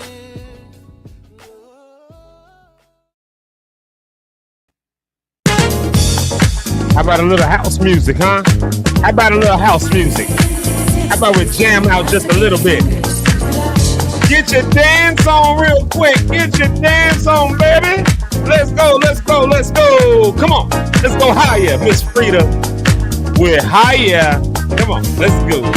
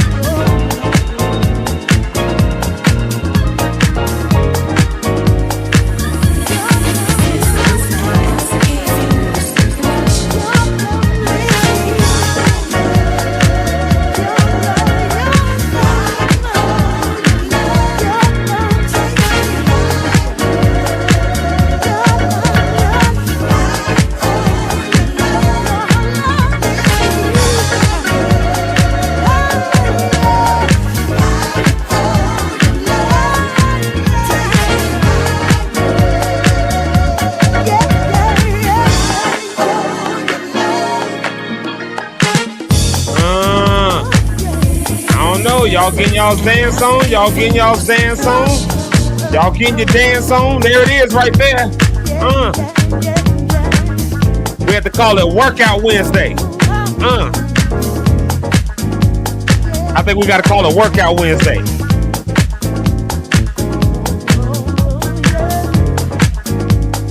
Like when you get a certain age, you got to dance like this. All in your shoulders. You know, you start getting that little step, that little rock. Y'all know how it go. You get a little older, you ain't got as much of this going on. The knees can't handle it no more. Hey, that's what's up. That's what's up. Let's see here. Oh, shout out to Mama Pastor Cynthia Cohen. Mama Pastor Cynthia Cohen has taken it upon herself to make sure we know what today is. So y'all check this out, the Wednesday words of encouragement. And that's exactly what these are. These are words of affirmation, words of encouragement. And here they are right here. She helped us out. She's helping me out a whole lot with this one because y'all know I cannot remember them. Again, if you want somebody to get all the information wrong, I'm your guy. Here it is right here. World class, winner, wellness, won't it do it, watchful, witty, wise, my wife. Hey, wake up, chosen, worth it, way up, and the classic hump day, do it right, and we'll be okay Wednesday. And then she added on there, Workout Wednesday. Look at that, man. See, I told y'all are amazing. Y'all don't even realize how amazing y'all really actually are. Look at that, just amazing. For all of those different Wednesdays, y'all. If you need to mark that down, a screenshot it or something like that, go ahead and you might need to take those words with you today. I don't know. You might need to take those words with you. So go ahead and take them. There they are right there. And then I saw this come in while we were playing Miss Frida. Brony Cat wants us to know that the House Music Festival is August 21st through 24th at Millennium Park. Hey, I'm going to say it like this. Maybe we should go to one of those festivals. Like, we've been playing house and stuff over here. It might be kind of nice to pop up in on that festival. Like, if we went, would y'all show up? Like, those of y'all that's in the Chicago area now, again. If you're not in Chicago, might be a little more difficult. Not saying it's impossible. You can catch a flight. You can still come. I'm just saying, if we all popped up and just showed up at the House Music Festival, wouldn't that be dope? We just, few of us went and hung out.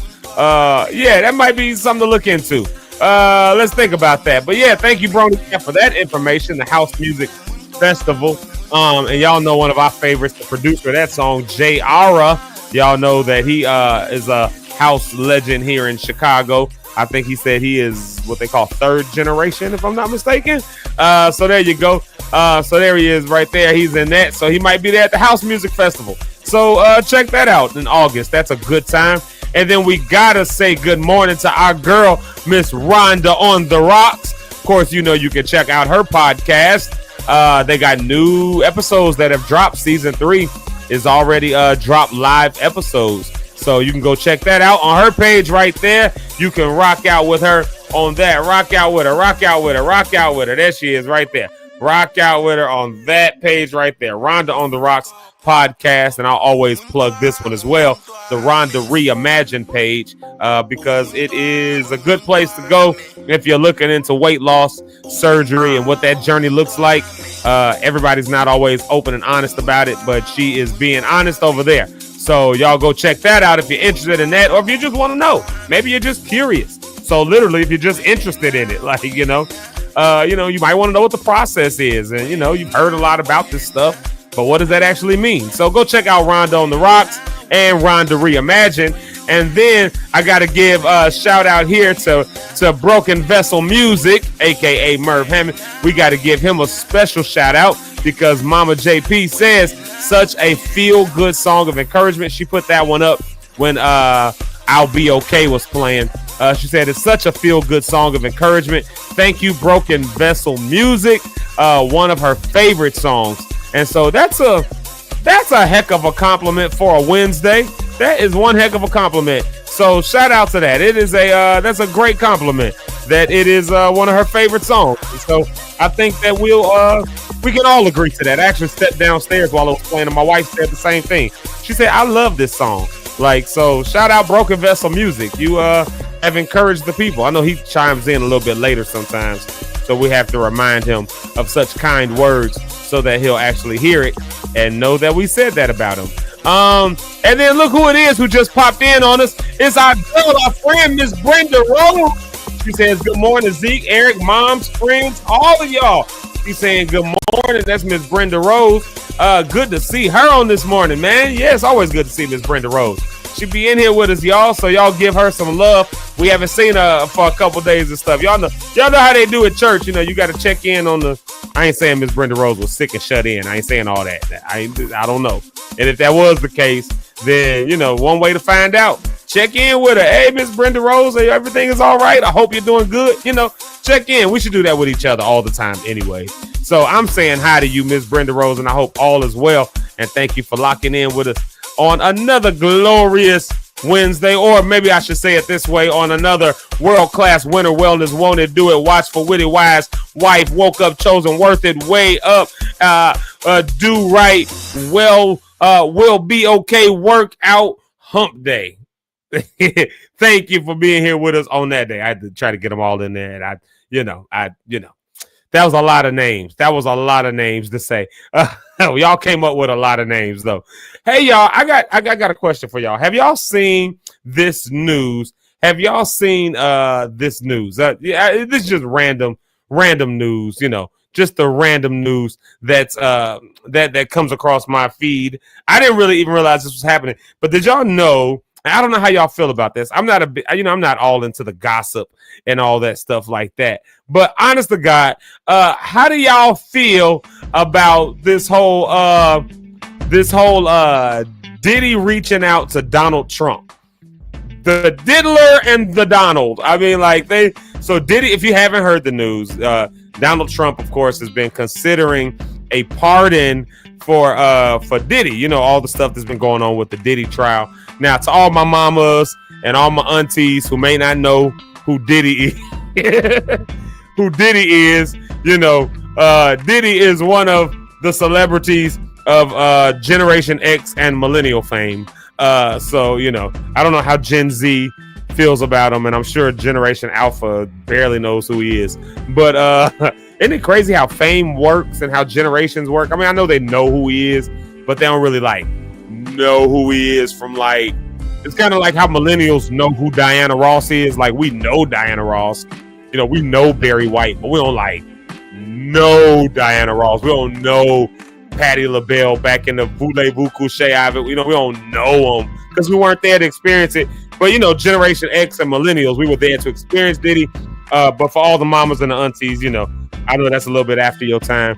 So Diddy is a massive star, massive celebrity. Let me leave y'all alone. I'm sorry. Anyways, Diddy, of course, you know, was up for assault charges and all that kind of stuff like that. Racketeering is in there. Actually, the things that he's up for sometimes don't go along with what he's actually coming up in the case or whatever. But so, anyways, nonetheless, Diddy is Donald Trump, should I say, has considered a pardon for Diddy. And then on top of that, now Diddy's lawyers, they confirmed yesterday, I think it was yesterday or day before, I think it was yesterday, they confirmed that they have reached out, maybe it was a few days ago, but they've reached out to President Donald Trump for a pardon. And it got me to thinking, wow, considering the charges and all the other stuff that was there, considering the fact that Diddy is not a political figure, and also considering the fact that when Diddy does get involved in politics, they are not pro-Trump politics. I think it's really interesting that he is now reaching out for that pardon. I mean, I guess when you're facing jail time, you're going to do whatever it takes to avoid that, because I don't care if I voted for you or not, you still the president. And if you got the ability to pardon me and I got the ability to get to you, I'm at least going to try. I mean, Diddy, you can't hate on the man for at least trying. But I'm wondering, I don't think though it's a good move. It's hard to. There's this thing that's going on with us, with my generation. You know, there's this thing that's happening with my generation, where all of the people that we looked up to, all of our heroes, we got to play this weird game of this weird game of, I know they did that, but they also did so much with you know what I mean? Like with this weird game of, I mean, Diddy gave us the hits. Oh, but also he beat the mess out of Cat. Like, I mean, like, you know what I mean? Like, or, you know, like, what's his name? Bill Cosby gave us the Cosby Show, and he gave us all these great movies and cartoons and all this other stuff, but also he, you know, like, we gotta keep separating the art from the person. Like, my generation is just having to deal with that. I mean, just take everybody, right? I mean, Diddy, R. Kelly, right? I mean, like people burning R. Kelly albums, but I mean, some of y'all's kids are the result of an R. Kelly album. I mean, how you can't just you can't just get rid of the cows, man. I mean, like, you know, but we gotta like play this game of recognizing our heroes, but at the same time, like being like, oh, but our heroes had some flaws. You know, even though like other people like Kevin Spacey. I mean, Kevin Spacey got caught up. You know how much I love the show House of Cards? Oh, an excellent show. It's what sold me on Netflix. It was like the best show at the time to me that came out. And then Kevin Spacey, he got caught up. They caught him, and then they tried to rebrand the show with Jenny from Forrest Gump. I can't ever think of her name, but you know, the wife, Francine. She was no, Francis is Frank. What was his wife's name in House of Cards? Well, that's the thing. Like, I mean, they don't even show his face on the thing on Netflix no more. I mean, like, they got him and got rid of him, and it's like you have to forget about the stuff, you know. And I don't know really where I sit with that, because I mean, there is a way to separate the art and the work from the person, you know what I mean? But like my generation is like we're having to do that like all the time now, like with all of our stars and all of our celebrities, and that's just like wild to me. That is like crazy to me that like so many of our celebrities, so I kind of get it when people think there's like a conspiracy theory against it, you know, but at the same time, I'm like, ain't no conspiracy theory. Like Muggs was out here wilding out, and they got caught. I mean, just they was out here wilding out. Yeah, they did some great songs. Yeah, they did this, that, and the other. Yeah, but they was out here wilding out, and they got caught up. I mean, like, it's just, you know, it's just I don't know that, and mamas and aunties, since y'all know who Diddy is, like my mama said, we've been knowing who Diddy is. Yeah. Let's see that, you know, like, you know, since y'all maybe y'all can help me out. Did y'all have to do this in y'all's generations? Like, did y'all have to, you know, like have stars and celebrities and other people that you respected and looked up to, and then they get caught up in all these different charges, especially these allegations, with inappropriate assaults or whatever? You know, I'm trying not to get muted today. Have you ever had to do it? Have you ever, you know, did y'all have to deal with a whole bunch of that? Because I've seen some of y'all stuff. Have y'all ever seen old episodes of the Family Feud? Richard, what was his name? Was it Richard Dawkins? Was it Richard Dawkins? Was that the host of Family Feud? I mean, because Jesus, every time he came across a woman, boy, it was like he was trying to, like, it would not fly today, man. Like, imagine Steve. Can you imagine Steve Harvey approaching every guest like Richard Dawkins did? Can you imagine that? Could you imagine that? You know, like, you know, oh, okay, so they're giving us some names. Ike, okay, true. I'm assuming that's Ike Turner. Is that Ike Turner? Okay, yeah, because Ike, that's right. He was whooping on Tina. That's true. And then my mom said in the preacher world, there was Jim Baker and Jimmy Swaggart. Yeah, that's true. Like, and the church world got shook up with those names, boy. Y'all remember that? Yeah. Oh, true. James Brown, he had the drug stuff and all that other stuff. Okay, I guess y'all did have to deal with some stuff back in y'all's day. That's true. But yeah, I'm with Miss Brenda Rose here, though. Like, a lot of that stuff was more undercover. And even the stuff that was in the open seemed like it was like, okay. I think that's how the Cosbys and other people like that, I think that's really just kind of how they got away with it for so long. And now everybody, of course, they hit them with that. This is where I do draw the line. I don't like this when people come back and be like, well, they should have reported it way back and they should have said something then. And I mean, okay, on the surface, I think there's an argument that could be made for that. Sure. In a black and white world, there's an argument that could be made for that. Something happens, just go say. But we know there's so much nuance to these situations that ain't really how it goes down. And, when there's a culture of allowing it, then, of course, people have to live with it. And then they get all these years later and they get the strength and the courage to be able to stand up and say something. And then, after all those years of living with it and dealing with it, then somebody comes along and says, you should have said something about it back then. Like, so it must not be true. And I don't like that. I don't like that energy because when people speak their truth, let them speak their truth. I mean, and I know there's some liars out there. I ain't gonna act like that ain't the case either. We've seen that we've seen young cats get caught up, especially with stuff like that because they broke some girl's heart. So the girl come back talking about he did this to So we've seen that before, but I can't just take that and just blanket apply that to somebody just because they one of my favorites or just because it's somebody I grew up with or just because I mean, I hate it. I hate it. I do hate it. I do hate it. But, Bill Cosby, for instance, I mean, when you got 40 something people saying this or 60, whatever it was, people saying the same thing. I mean, even if 40 people said that you inappropriately did something with them, even if 20 of them were liars, there's still 20 people who said you did. You know what I'm saying? Like it's still a thing. So, I guess this is the age where you got to be careful. That's why I love what Mama Pastor Cynthia Cohen said. It's Watchful Wednesday. You got to be watchful. Be watchful not only the people that you're around, but you got to be watchful of what we do and how we approach the world. Like, are there things in our culture that allow for this kind of stuff?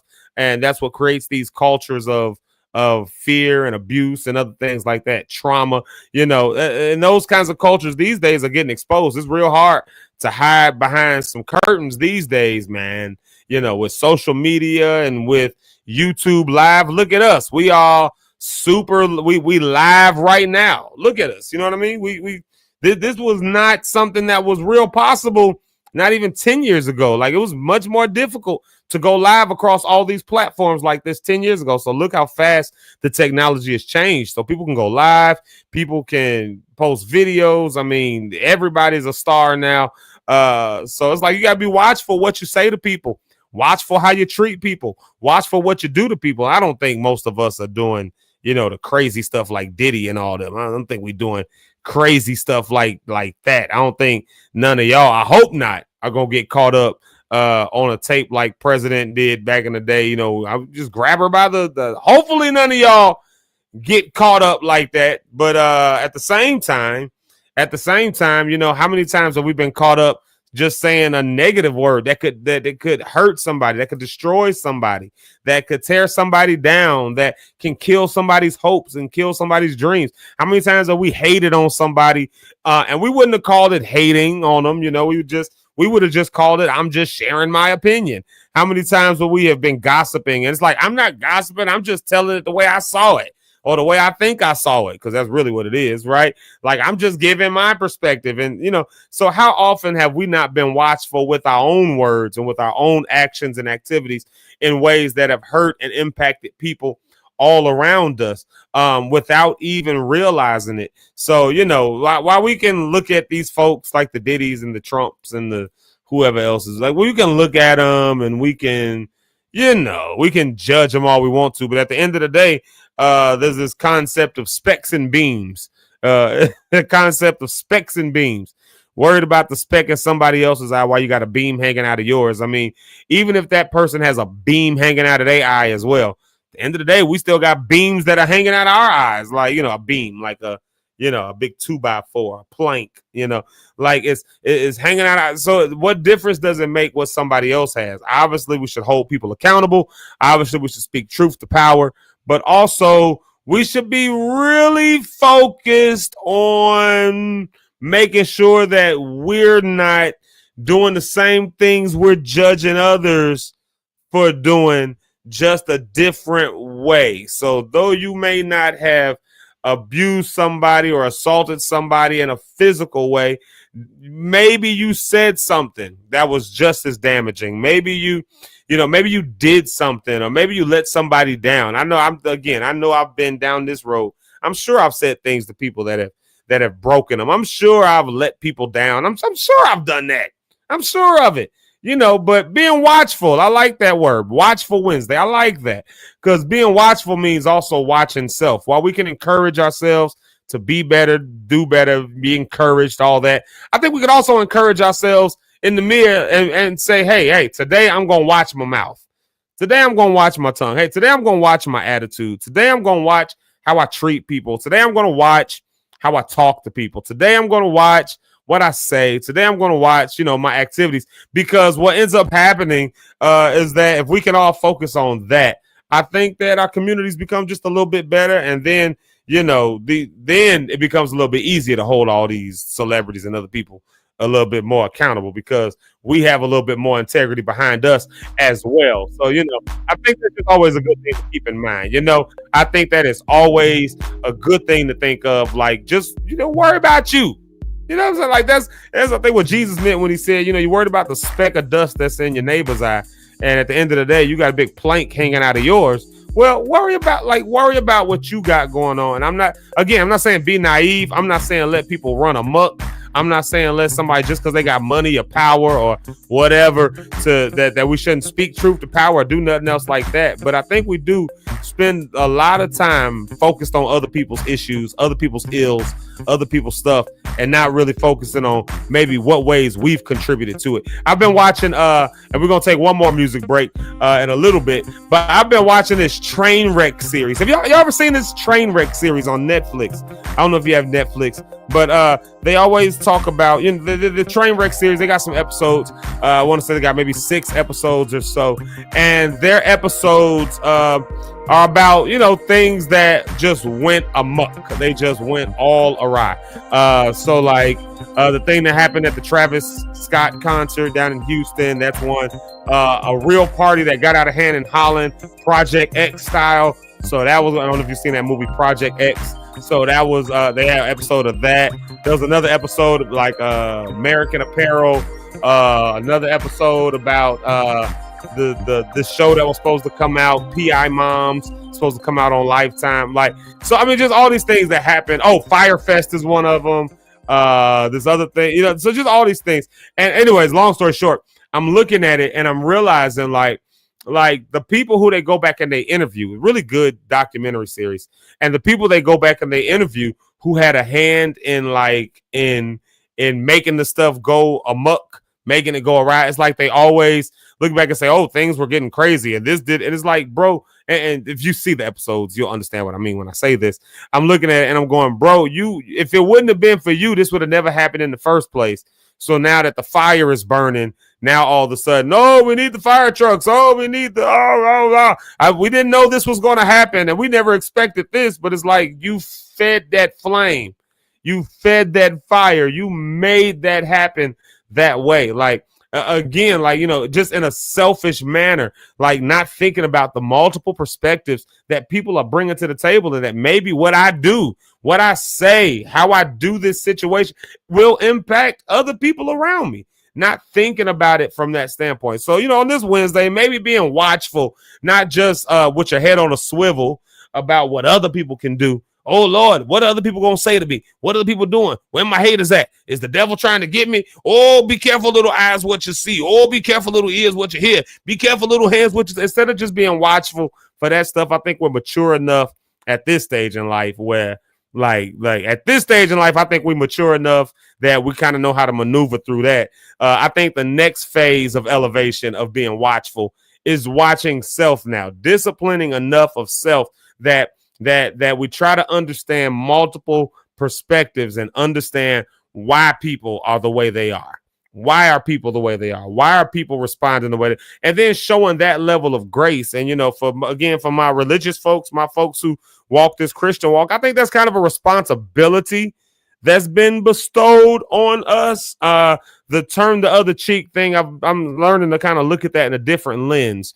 You know, what if you give grace to the human that this person, your enemy, your hater, your foe, whatever you want to call them, whatever old English word you want to pull out, your foe, your adversaries, whatever other old biblical word text you want to pull out and call these people.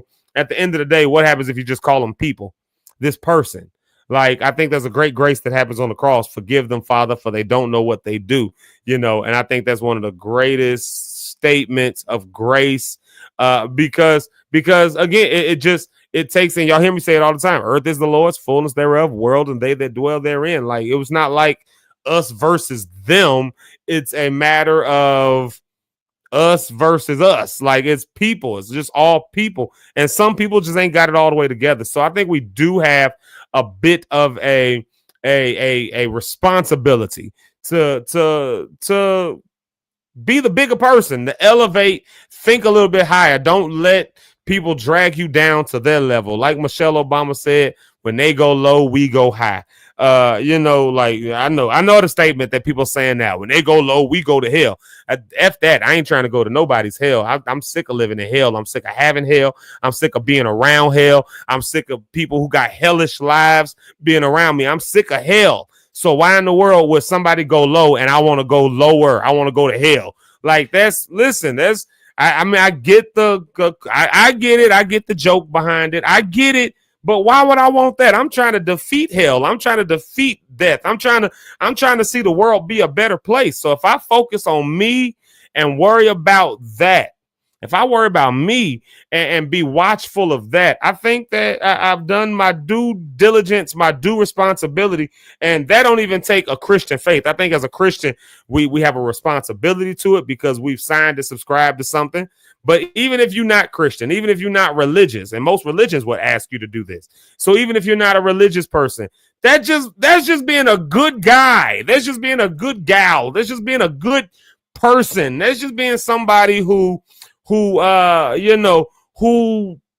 just wants the world to be better. So, hey, I'm not going to allow your attitude to throw my day off. I'm not going to allow your issue to throw me off, because for all I know, the reason you're having your issue is because you got a lot of stuff going on. If you would have seen me over the last 2 weeks, if you would have, for instance, my wife, like I've been talking about it, I'm gonna keep talking about it because she's home now, so I can talk about it. She came home last night, so I can talk about it. So my wife, you know, when that was happening, they brought in that big fire truck cart, that big crash cart. You know, when that happened, I was yelling at people. I'm yelling at nurses. You would have caught me on the bed. If that was the only thing that you had for me, you would have thought that I was just a mean person, that I was aggressive, but you caught me in a moment. And that's what I'm saying. Sometimes people are just in a moment. Now, that don't excuse the moment, but by grace, we can excuse the moment. You see what I'm saying? Like, you can still hold people accountable to it. But if you're watchful of just how you respond and how you are, or maybe even just being watchful that maybe the reason the person is having a moment, because it could be that you kicked it off. You lit that fire. You fanned that flame. You told them they was ugly today. Like, maybe you didn't say it that way, but maybe that's how they interpreted it. You see what I'm saying? So it's okay to apologize. Ask for forgiveness. Be watchful. I love that name, Watchful Wednesday. That's how we end up way up. And I think that's how we get the world around us to be just a little bit of a better place. And so, you know, let me dive into a few of these comments right here. Like Rhonda said, go ahead and mute R. Kelly. Rhonda said, mute R. Kelly. Some of y'all, listen, if some of y'all would have muted R. Kelly, you wouldn't be in this. I'm sure that's what a lot of pastors said in the 90s to teenage moms. If you would have muted R. Kelly, like, yeah, I get it though. I get it. Holding it accountable. Let's see here. What else? Let's see. Does power care about character? I think my mom was saying that. We're talking about Diddy and Trump. Does power care about character? I don't think at this point it does. And oftentimes power don't care about character. I think A lot of times people who just seeking power, that's all they care about. And sometimes in order to get the power, you have to compromise the character in order to get the power. And that's a whole nother topic. Yeah. You know, let's see here right here. Let's stop acting like we were weak. We're meek.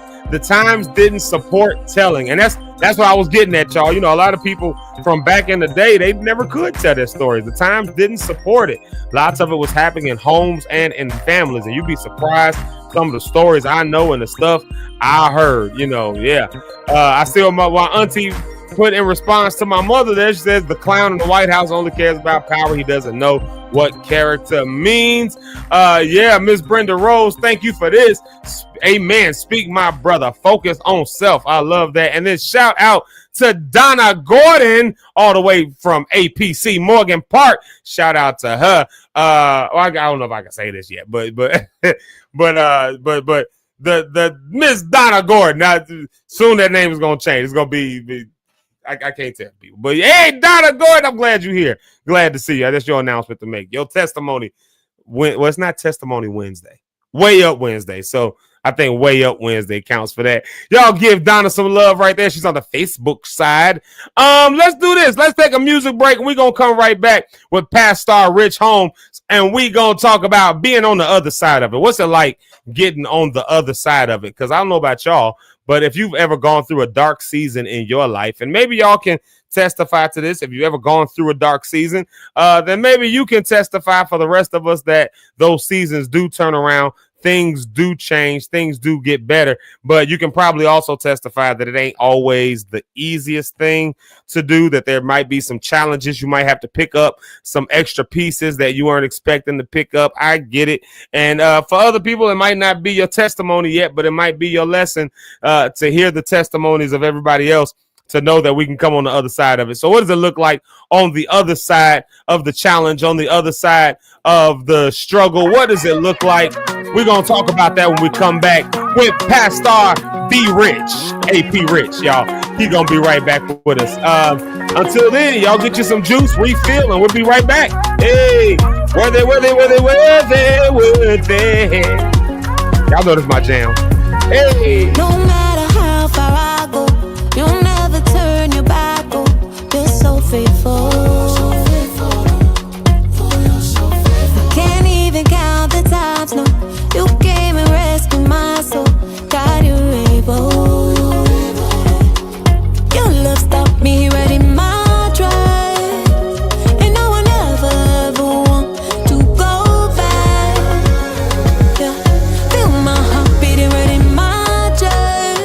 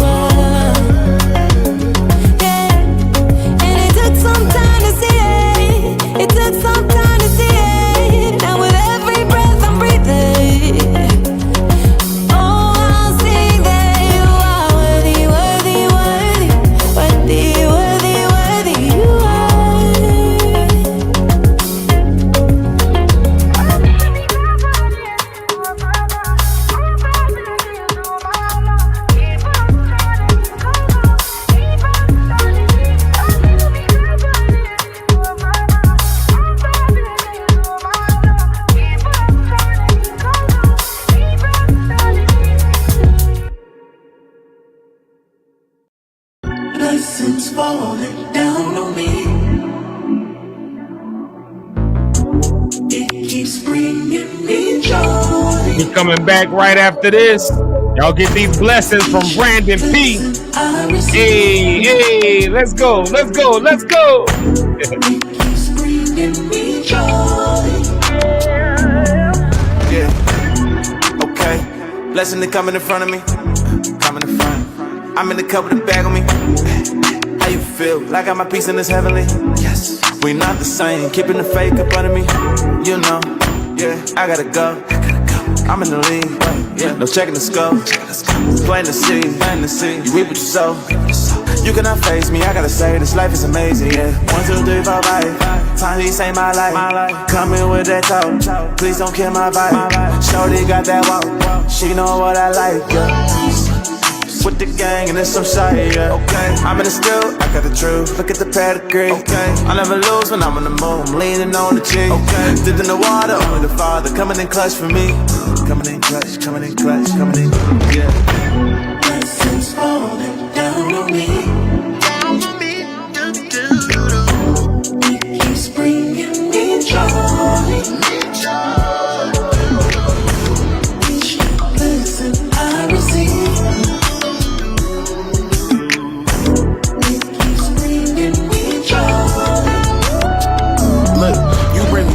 Yeah, you problems I avoid. Why would I give up my core? Belief in you gon' change my war. Make me feel like I'm the world. You gon' maybe I'm not sure. Just make me your little vessel. I won't wrestle with you, Lord. I got all these blessings raining. I'm gon' need a new umbrella. We don't do that stressing, baby. Faith gon' work in any weather. Once I gave him all of me, I just hit the Hall of Fame. We take Jesus over shame. Got no limits, but he not damn. They say no, I'm still the same. Yeah, I got a lot to prove. Fill my life with room. Yeah, I got that tune. Yes, I couldn't help it, my confession. Tell him I'm about to bloom. He wrote me up from the womb. Blessings coming soon. Blessings falling down on me. It keeps bringing me joy. Each new blessing I receive.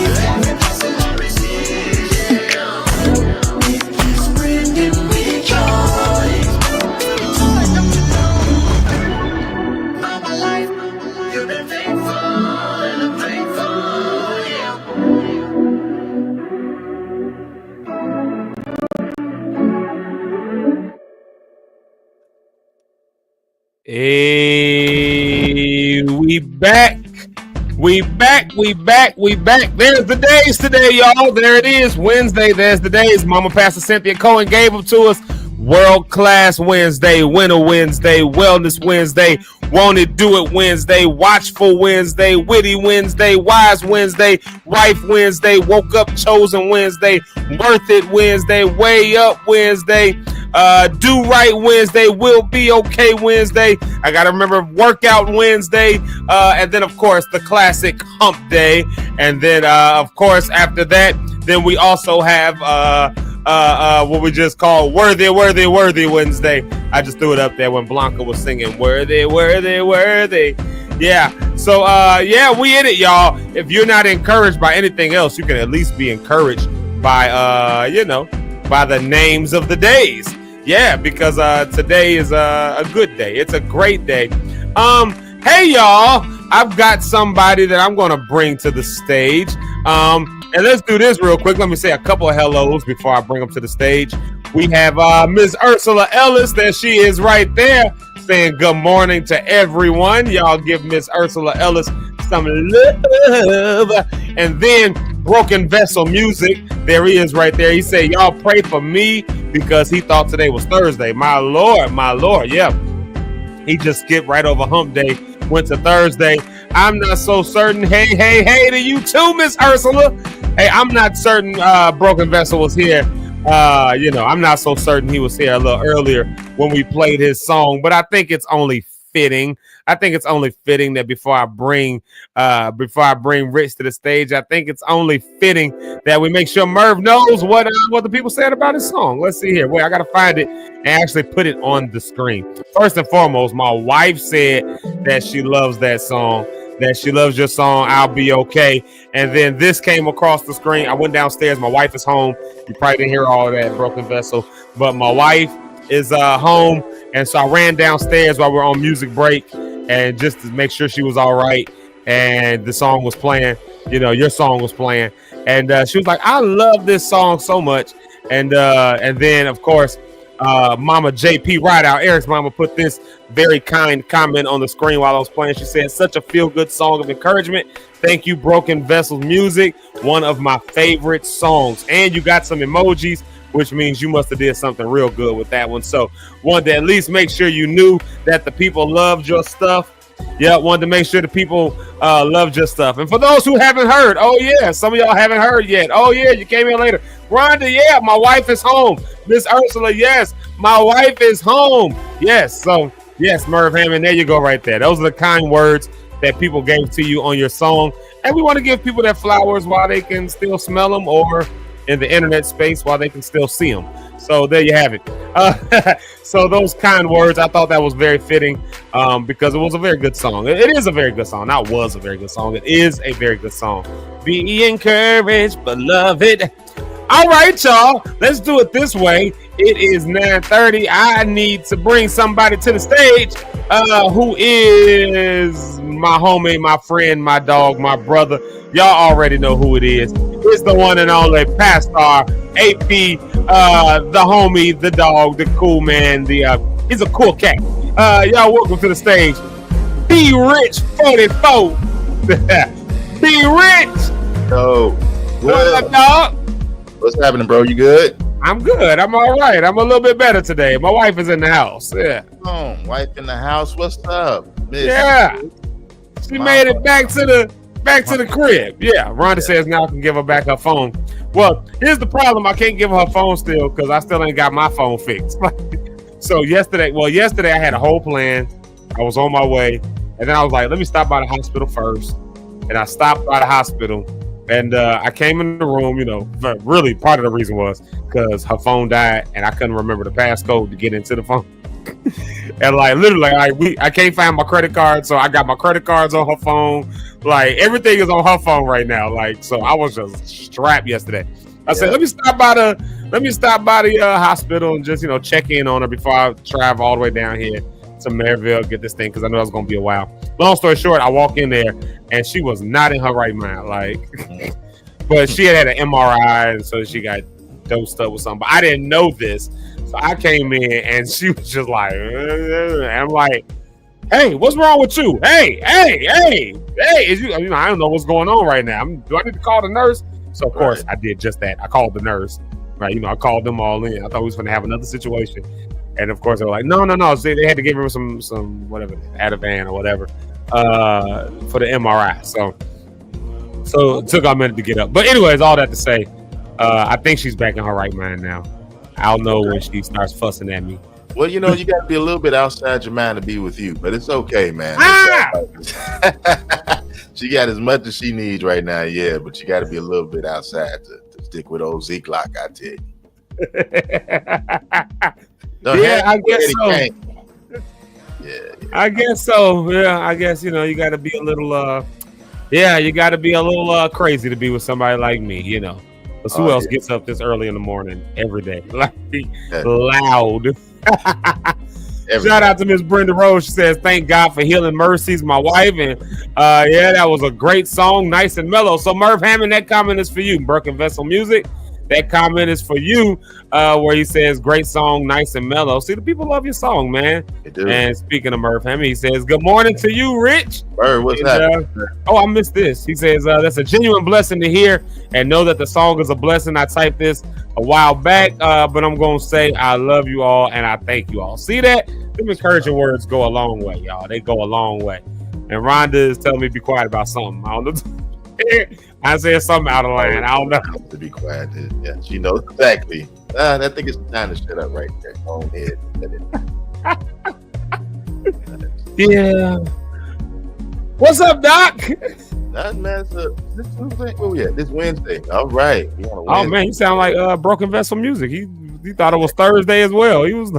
Yesterday I thought it was a Thursday. Actually, me and my wife. You thought yesterday was Thursday? Yeah, it's a Tuesday. This is ridiculous. But we got mixed up because we had to do some service stuff on Saturday and Friday. Made it seem like it was Sunday, and we just so yeah. I don't know to having them services on Saturday sometimes, and just told you off. So that's all. But we good. We good to go now. It's a Wednesday. It's the middle of the week. Hump day. Hump day. It's out there. Hump day. Yeah, it's hump day. Anybody humping around. Yeah, y'all remember that from Bobby Brown. Y'all remember that song back in the day? That was my jam. That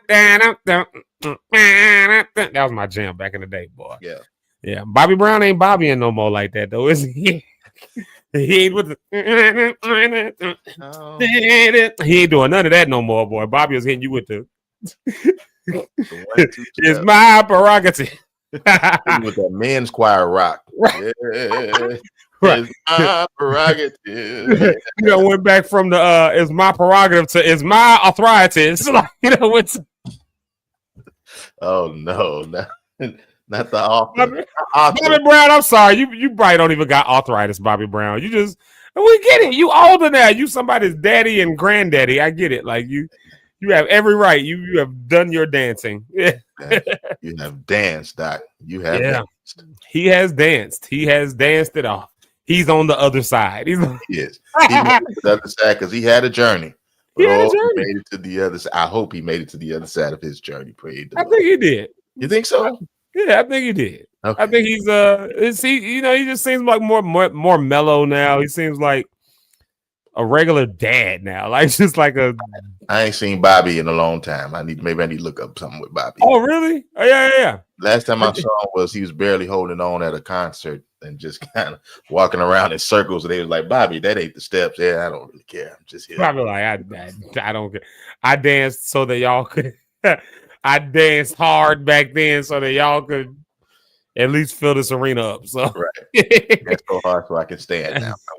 I'll stand here. I might bring my couch and just sit down and sing to y'all. Right. Like love seat up there and just sit down and sing. Come on, y'all. You got it. That's the only thing about being like a performative dancer like that, though. When you get older, people kind of still expect you to give them all of that. Like the thing you were saying the other day about like Genuine, for instance, people want their money back and all that. I'm like, Jesus, man, the man is like in his mid-50s at this point, like, or at least 50. Like, what is it, Genuine? Mid-50s, I think? I don't know. But yeah, you're right. As you get older, you expect people as our fans, we expect them to still give us the same great show. I enjoyed Usher. I think he does a great show, although he's older, but he has a great way of mixing together where you don't feel like, I need to get my money back. You feel like it was an amazing show. What he sets it up. So I'm curious. Well, Bobby probably had a different life than Usher. Right, a little journey than Usher, but he probably had to overcome a little bit more things. But that's interesting to see how people get older. Do they like Ronald Isley? Like I would still go see Ronald Isley, although some people now are starting to say, I don't know if I need to see Ronald Isley ever again in life. Yeah. I feel that way about Stevie Wonder, but it's okay though. You know what I mean? I think Stevie need to go ahead and just, thank you, Stevie. What? You think Stevie needs to sit down? I'm not saying he need to sit down. I would never tell an artist they need to sit down. I don't have to see Stevie no more. I don't have to see Stevie on the award show. I don't have to see Stevie at your neighborhood church. I don't have to see Stevie on the corner. I just thank God for what Stevie has given us and done an amazing job when it just comes to singing right now. But man, I would love to meet him. Think he's a musical genius, all the great things. It's just, and then the high register. If he stayed low, I'm cool. But when all his songs high, and so it's just kind of challenging. But other than that, I enjoy Stevie. Let me just put a record. Stevie, you are an amazing, probably one of the GOATs, if not the GOAT of music. He is the GOAT. He is definitely one of the GOATs. I'll give you that. I'll give you that at least. Okay, I'll give you that one. Thank you. I'll tell you who I did enjoy though. They surprised me even at an older age. Charlie Wilson. Oh yeah. Uncle Charlie is a performer still to this day. And now he can't do it as much now. Like first time I saw him, he was up and hitting the dance steps and doing all that. He knew when to move out the way. Second time I saw him, he was like back and forth between a few dance steps and he would go kind of stand off on the side a little bit. Like this. And then, he was rolling around on the cruise ship, though, because it was on the time during the cruise. He was rolling around in his wheelchair. So, we actually rode the elevator together now that I think about it, like going down Like we were all disembarking at the same time. So we like came down one of those. It was like another set of elevator or something. We came down. Sure. They were letting us off the ship first, which I'm so grateful for. Yeah. Yeah. For those who've ever been on a cruise ship, you know the last day on the cruise ship is the worst day. Yeah. That waiting around with all your luggage and ain't nothing open. You can't do nothing. So them letting us off at like 7 a.m. was like, I wish there was a package you could buy to do that on a cruise ship. Like I would pay that. No, I get that. I feel you on that. The embarkation. Yeah, that is. Yeah. Let me just hurry up and get on out of here, please, Lord. Let me just get out. Unless you got that late flight, then that's tough. You got to try to get on the other side of it. Yeah, it's true. I did not say Stevie was the worst thing of all time. I did not say I gotta give shout outs to my Uncle John. In case he hasn't heard it, I have not fixed my phone yet. My day, literally right after I hung up with you, went a whole different direction. But the other side of it was good. My wife is home. So there you have it. Sticks is home, but I also don't have a phone. Oh, yeah. So that's what happened yesterday. I didn't finish that story out. I was supposed to go get my phone fixed, but I ended up staying at the hospital because she was like, not, and doctors were coming. I had to yell at one doctor yesterday, actually. Hold on. Wait a minute. Stop the track. I forget this doctor's name. No, I forgot this doctor's name. But if y'all work in the healthcare field, y'all know this is true. If you ever had to go to a hospital for a while, doctors sometimes they got a little arrogance about them. They got this little arrogant thing about them sometimes where they, the world just revolves around them. So at any rate, I'm in there now. My wife is knocked out sleep on the bed. I told y'all she was recovering from getting this MRI. She had this Ativan in the system, plus some other medication. So she's just out of it. This happens at times when you got to do certain procedures and stuff, right? Like after surgery. Anyways, doctor he knocks on the door. I say, come on. He comes in like this, right? So this is literally what it would have sounded like if you were just listening. Boom. Well, let me see. I don't know if y'all can hear that, but probably not. So okay, knock. Come on. So we run your test and we've got that. I was like, yo. Like he just literally came in before he even saw anything, talking at the top of his lungs, running down what happened and all of that, barely in the room yet. My wife is across the bed, laid out, and he comes in and I'm like, yo, and he keeps talking like he's talking to her. I'm like, yo, she sleeps. She just had some meds and stuff, like all of that. And then, so he's like, and then he keeps trying to talk to her. I'm like, she doesn't comprehend. Talk to me. I'm her husband. Like, he was like, oh, I'm so sorry. And I was like, yeah, because the way you just came in was wild. You can't do that no more. Like, I had to tell him that. Like, the way you came in was wild. And I said it just like that. Like, it was wild. You can't come in like that no more. Like, you just woke her all up. Like, finally got to sleep. And here you come in here. Not even checking. Not even know how you're doing. So if you work in the medical field, you work around doctors, or you are a doctor. We were talking about Watchful Wednesday and being watchful for how we treat and how we walk through the world. That was so rude and uncivilized the way he came in. Because had that been me as a child, my mom would have slapped the mess out of me. Would have popped me in the mouth. You don't just come in just talking, boy. You come in and see what's going on first. You come in and say hello, acknowledge the room, do all that, but don't just come in and just start running your mouth. And yes, the HIPAA law on top of that. Like, I mean, you barely in the room and you at the top of your lungs talking about, so we found of this, that, and the other. Like, yeah, that's tough. I don't know who was in that room. Shoot. Huh? Yeah, don't know who in the room. Who in that room? Shoot. He didn't even see if she was in the room. He just came in talking. For all I know, like, he would have just came in. He was like, well, I came in, I said what I said. She might have been in the bathroom. Right. He came in just talking. So had I not been there, you don't. So if you're in the healthcare field or any field for that matter, man, just watch how you are around people. Like, that was just crazy work. Yeah, that sounds crazy, man. One thing I want to say, just hit off of you saying being on the other side. I want to commend you and sister, you and Sister Sticks. Commend y'all on being on the other sides of having each other's cell phone. Isn't that great just to have each other's phone, the passcodes, and just have access to your partner's phone? The other side of marriage is where you just don't care about the phones. Here you go. Everybody can just have a phone. You got the passcode, got the passcode.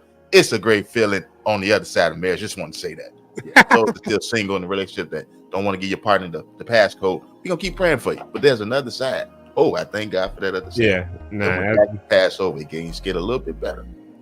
Yeah, no. Go ahead, finish it. If it wasn't for half the time I don't know where my phone is, so I mean, she usually will find it. So at the end of the day, I mean, the fact that I don't know where my phone is most of the time, if I was trying to hide something, then like she would have figured it out by now anyway. So, like, yeah, we have no qualms about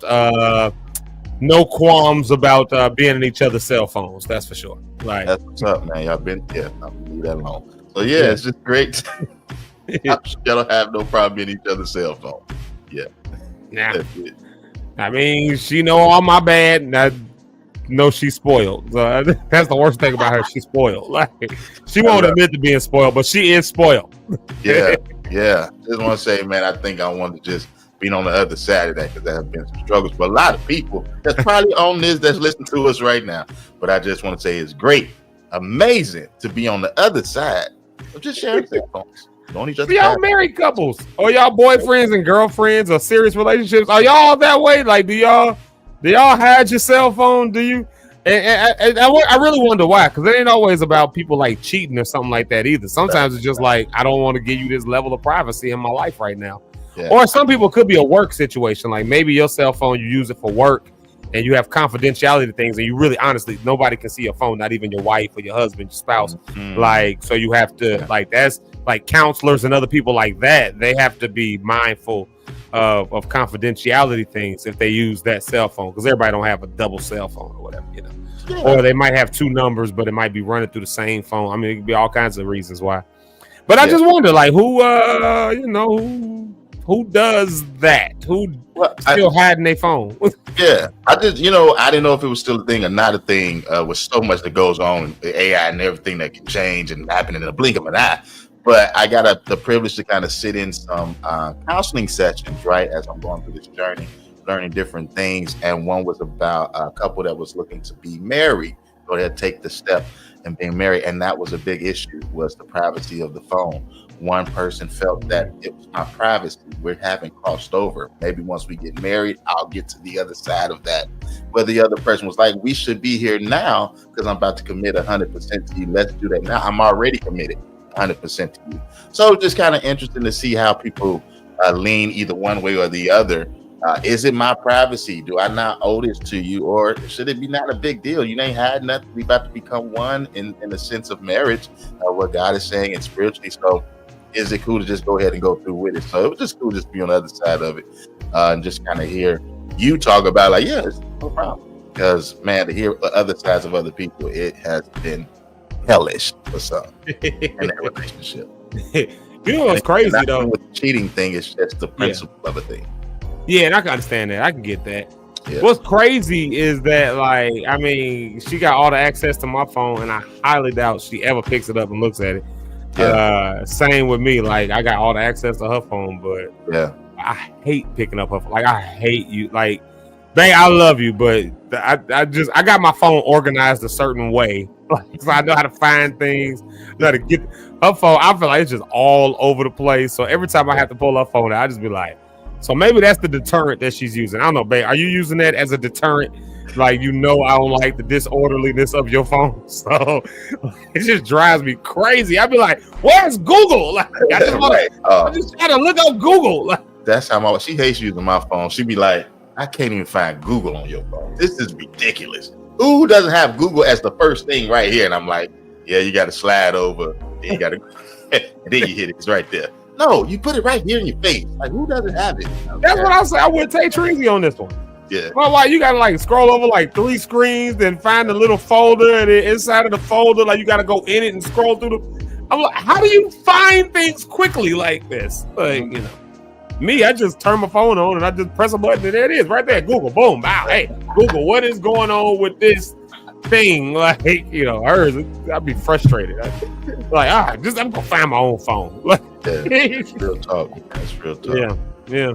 I guess those are married woes, though. That's the other side of it. Yeah. That is the other side of it. Speaking of the other side of it, What is because you always got the encouraging words. I think it's no shortage of knowledge or no. I've not been trying to hide it or anything. Like that life for me took a turn through some dark seasons. I don't hide that. I'm not a hider of that. And now I feel like in this next season of life that things are like kind of on the up and up. Like like. And when I say on the up and up, I mean like I feel like things ain't dead really, just on the inside. Dreams ain't dead, goals ain't dead, visions ain't dead. They just unfulfilled, but they're not dead. And so there's a grace I feel like that's coming that we can all finish and do these things. But for a lot of us, I won't even claim a lot of us. I'll say for me and maybe a few other lock stars on here, we've been through some dark times, some dark periods, some dark seasons, and so now. Coming on the other side of it, there's like the rejoice that happens, like, yeah, I made it, we made it, like all that. We came this far by faith. I mean, all of this stuff that's really encouraging and really good in that sense. But at the same time, it's like this having to pick up from where you left off is not as easy as it was when you set it down, because now there's a lot of other things piled on. So the load is a little bit heavier. So you're on the other side, but it's not always like you can just like pick it back up and it's just easy now to do it. I mean, I'll use myself, and this ain't the case for me, but I can see this being the case. Like I'm a little older than when I stopped really being out there performing consistently. You know what I mean? And I haven't performed consistently. I kept a certain workout regimen that I used to. And so now having to get back into it, I got to like kind of start from scratch. So, so what if a performance on stage is not as I'm not the same. I'm saying that I don't think that's me. I'm fine there, but I can see it going a different way where somebody else, using me as an example. Maybe you haven't done it in a while. So now when you come back around, you got to find your bearings again. You got to find your breath again. You got to raise more money than you had to the first time, or you have to find new people. I mean, it's just very difficult sometimes to come back on the other side. Like it's very challenging to get back on the other side of something, on the other side of victory. What would you speak to that, from your be rich lens, what would you, from your be richness, what would you speak to that could encourage people? Because, like I said, there's some people who may be on the other side of a dark time and they really feel this. We've been encouraging each other all this time, but it's like now we got to put some boots on the ground, like we said yesterday. But what would you say to people who may feel that, but are not naive to the fact that it looks like it's going to be a lot harder to come back this time than it was last time? Like, what could you give to encourage people even in that kind of a season? Here's what I would say.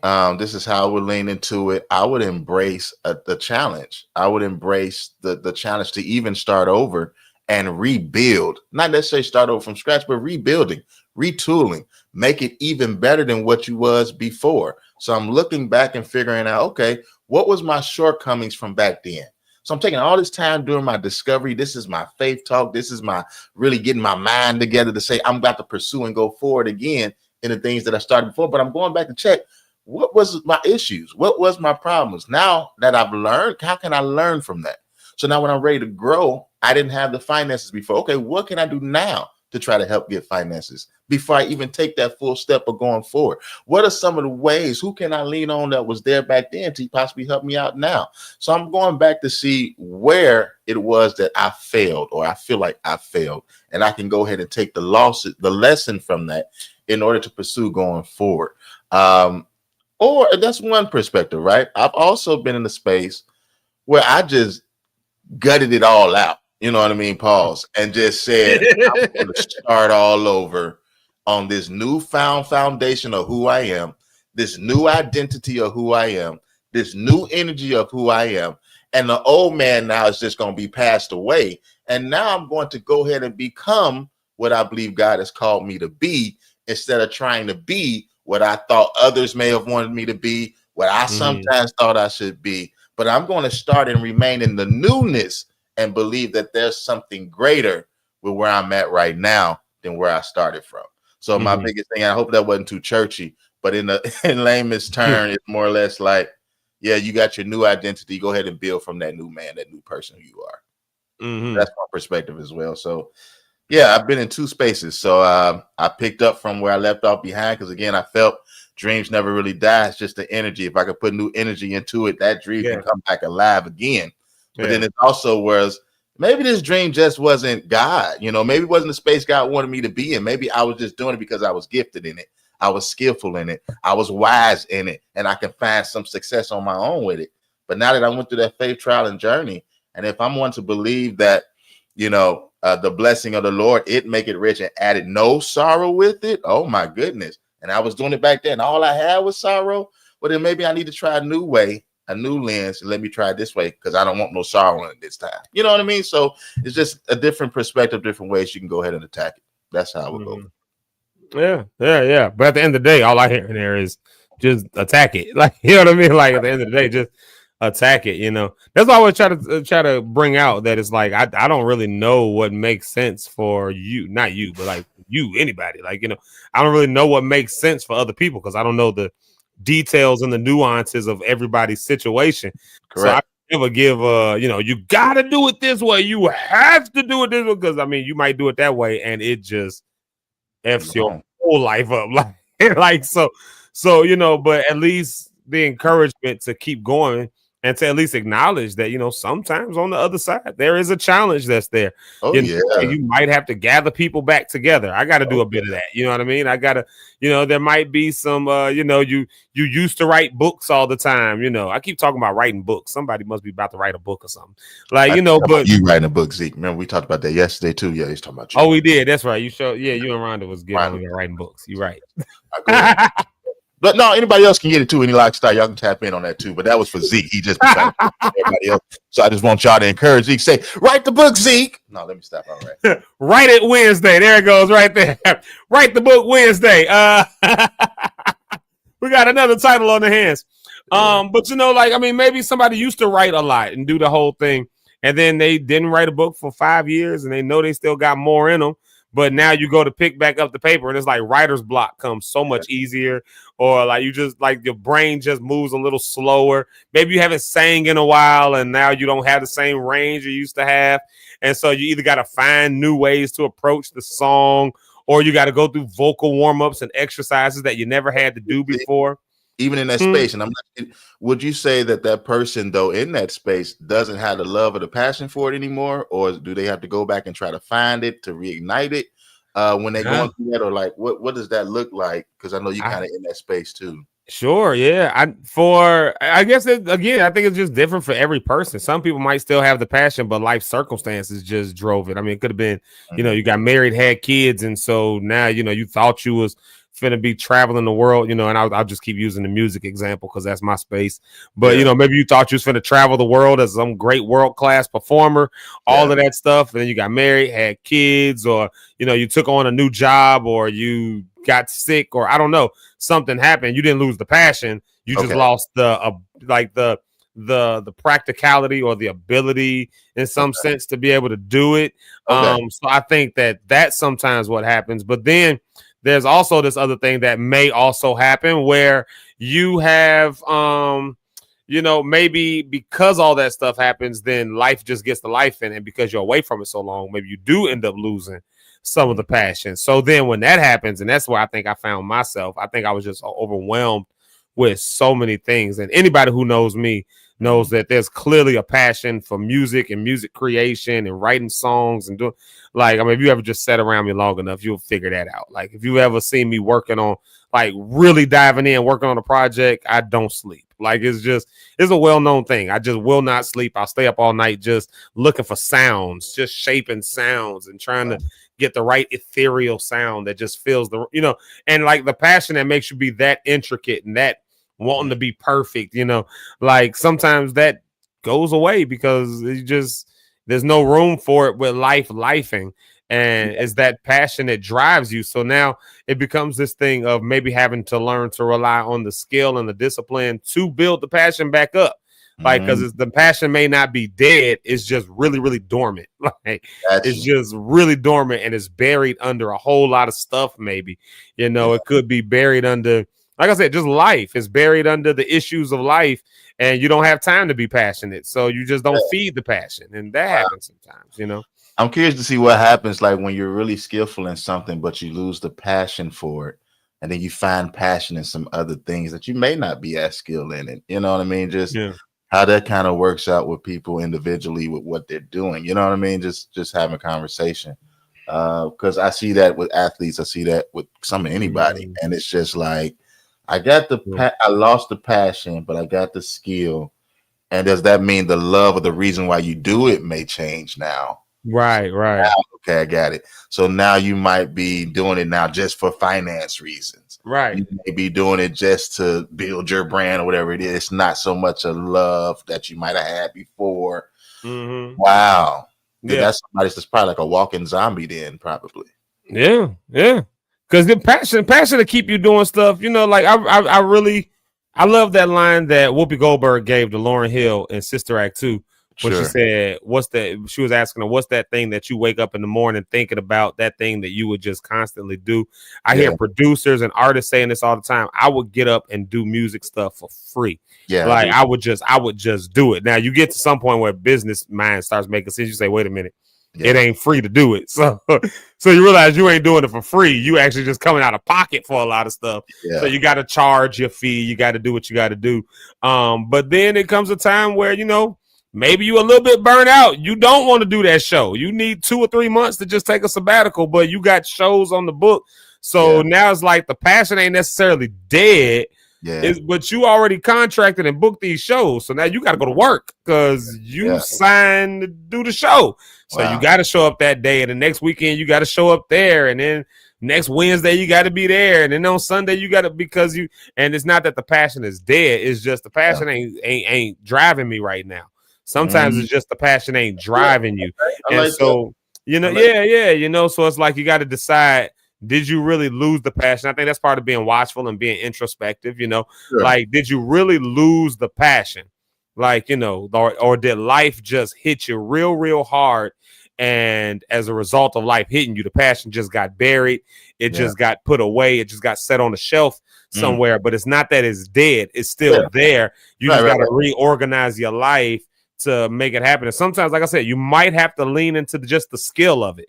Just the fact that, hey, this is how I make my money, or hey, this is my community that I'm around. It's a lot of pastors that burn out with churches. They get tired and want to be at church all day. They get sick of sitting in church services all the time. And as they get older, they start figuring other stuff out. Like, I'm gonna let these preachers preach on these Sundays, and I'm chilling, I'm resting. Or they start saying stuff like, I'm gonna take these next 2-3 weeks off. I'm gonna take this month off and take a sabbatical.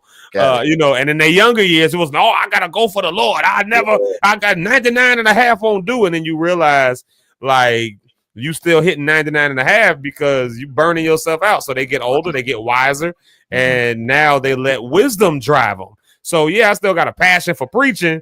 I still got a passion for my people, but I ain't gonna burn myself out either. Like because the burnout now makes me feel like I've lost the passion, when really all it is life just piled up and the passion got buried.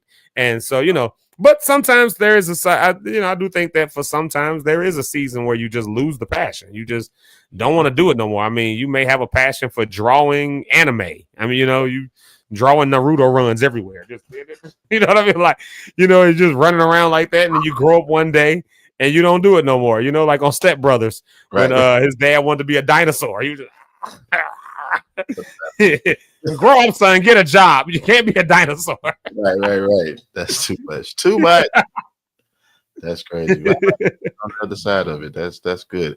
I think another thing I hear is a lot of self checking in with yourself to make sure you're good, and being real with yourself, being understanding with yourself, being in tune with yourself. Yeah. Mentally, to know, like, maybe my passion ain't here, but no, the passion is still here, but I got to figure out all this other stuff first so I can really lean into it and do what I need to do. So I think self-awareness is a big part of this as well, on getting to the other side. Was it with the if those that believe that prodigal son story, he had to come to himself, think to himself, to come to himself, realize I don't belong in here. All right, I got something better on the other side. So this side, I'm gonna party and do everything I'm doing, try to figure out my own way. But it came to a point where he had to think to himself. He had to come to himself. Wasn't nobody else pushing him. He had to come to himself. And even if people are telling you and pushing you need to get back to it, there comes a point where you just gonna have to come to yourself, pause, and realize this is where it's something better on the other side of this. Get to the other side. You know what I'm saying? Anyway, yeah. If it's Pastor Bill, yeah, that's what he'll say right there. Type in the comments right now. Get to the other side. I love Pastor Bill. Pastor Bill Ellis. Bill Ellis, I love everybody. Yes. No, that's facts, man. Yeah. Just get to the other side. And, I think just when you get to the other side, like Wise Wednesday, Wisdom Wednesday, I think good wisdom is knowing that just because you make it to the other side don't mean everything is puppy dogs and rainbows. Sometimes you got to just deal with the consequence of what fell out. And it just is what it is. I mean, but that's the beauty of, I think that's the beauty of grace. I think that's the real beauty of grace. I think that's the real beauty of mercy. I think that's the real beauty of another chance, is that even if you got to pick it back up with more, then, like Paul said, I've learned to be abased. I've learned to abound, but I can do all things through Christ who gives me strength. And so even if it's harder to pick it back up on the other side, you can still do it. You can still do it with Christ. In fact, you might have to rely on Christ a little bit more, because it was easy for me to do, 2, 3 years ago, 4 years ago, 10 years ago, it was easy for me to do this kind of in my own strength. But now there's a lot more life that done hit me and piled up. And now I got to pick this thing back up on top of all the life. So now I realize I'm a little bit weaker. I might need a little more exercise for this, but thanks be to God that when I'm weak, then I'm my strong.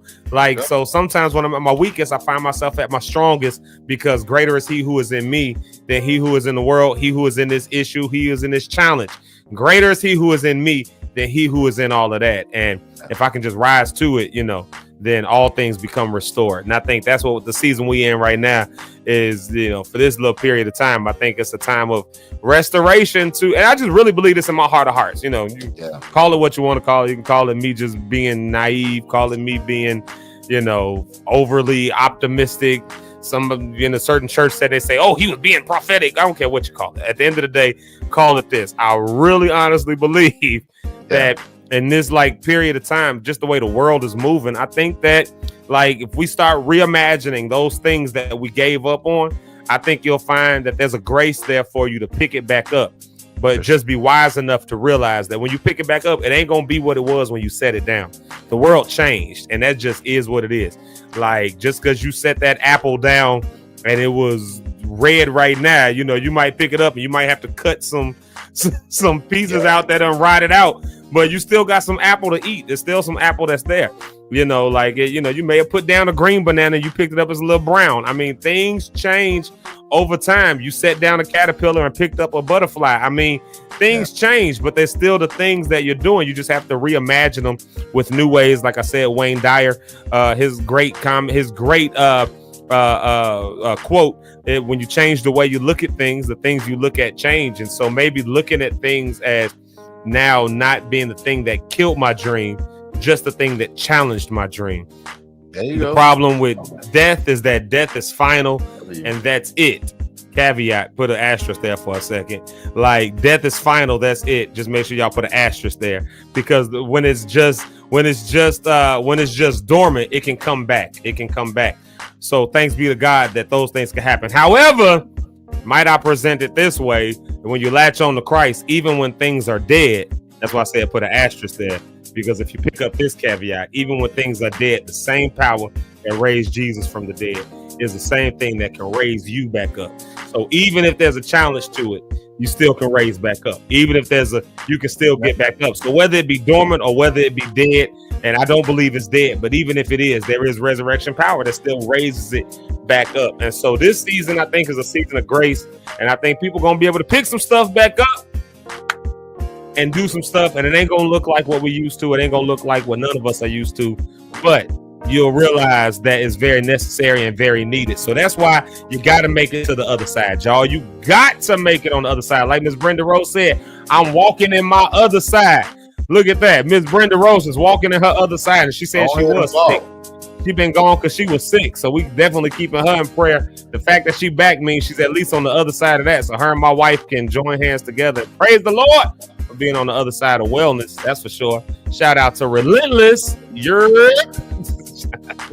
trying to say it like he said. Yeah, so that's my spiel on it. I mean, that would be my answer to that, you know. Yeah, for sure, man. One thing that we always have, we have trials of many kinds. Like Jesus told us that it's going to happen, right? Trials are going to come. So it's all about how we're going to handle it, how we're going to face it, how we're going to handle it on tomorrow is going to come. But he always told us there's a plan to escape, there's a plan to overcome, and if we can lean into that. And here's another thing I like doing, and I'm working on it even as we speak, is learning how to lean more into my weakness. A lot of times we've been taught to lean into our strength. But real power, when you look at scripture, comes from leaning into your weakness, because God's power becomes your strength. And in today's society, in today's world, I need God's strength and power way more than I need mine. So I've learned to now learn what it means to really lean into a weakness and rely on God's strength and God's power to cover up and do everything else it's supposed to do, to help us make it to tomorrow, to help us make it through this journey, to help us make it to get to the other side. So a lot of times it's get your strength. Learn about your weakness. Understand your weakness. Become one with your weakness so that you can know how to overcome your weakness every time with God's help. Because that's the biggest thing that's going to help you. Then you can definitely be unstoppable. If you're already strong in your strength, and then you become God strong in your weakness, that's supernatural. That's different. So, yeah. That's something I learned as well. I like that. Yeah, for sure. Woo! All right, y'all. I think we done gave a mouthful today. I think we done pause. I think we done gave a lot that you can take with you on all of the days. Let me see if I can find them one more time. Mama Pastor Cynthia Cohen already gave us the Wednesday words of encouragement that the Lock Stars. I didn't come up with these names. The Lock Stars came up with all of this. I came up with like 2 of them, but World Class Wednesday, Winter Wednesday, Wellness Wednesday, Won't He Do It Wednesday, Watchful Wednesday, Witty Wednesday, Wise Wednesday, Woke Up Chosen Wednesday, Worth It Wednesday, Way Up Wednesday, Do Right Wednesday, Will Be Okay Wednesday, Workout Wednesday. What was the other one we just said? Worthy Wednesday. All of that. And then there's the classic Hump Day. There you have it right there. So if nothing else, if you don't remember nothing else, at least remember that it's Hump Day, which means you at the pinnacle and everything else is easy. We always talk about downhill. Everything is downhill from there. But going downhill is the easiest part of the journey. Like the downhill ride of the journey is the easy part of the journey. So you coasting at that point, baby. It's the uphill. That's the like everything is downhill. That's like, thank you, Lord. Yes.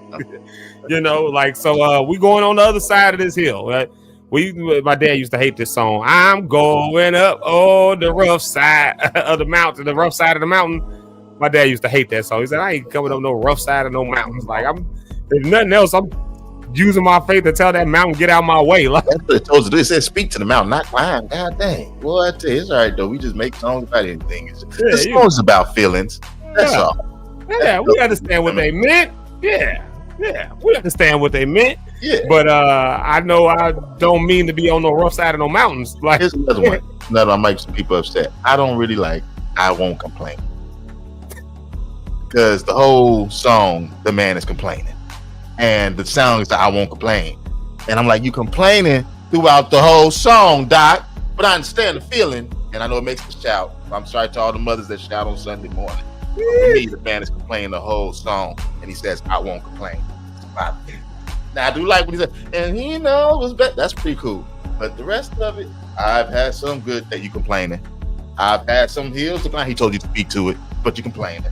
Okay. You think he's complaining or you think he's just testifying? He's just telling this is what it is, I won't complain, but I have some good things. That's complaining, Doc. I don't know, man. I think he's just telling the people. Complaining, man. Now, which one you gonna do? That's just me. So I just said that for me. Don't cut me off. It's not the words of me. Well, I'll throw one in there for Eric Rideout. He hates the song "Order My Steps." So Eric was here. I'm sure he would jump in and tell y'all he hates the song "Order My Steps." That is wild that he hates the song Order My Steps. He also hates this song right here. We have to do it every day. So Eric comes back, we got to play it every day.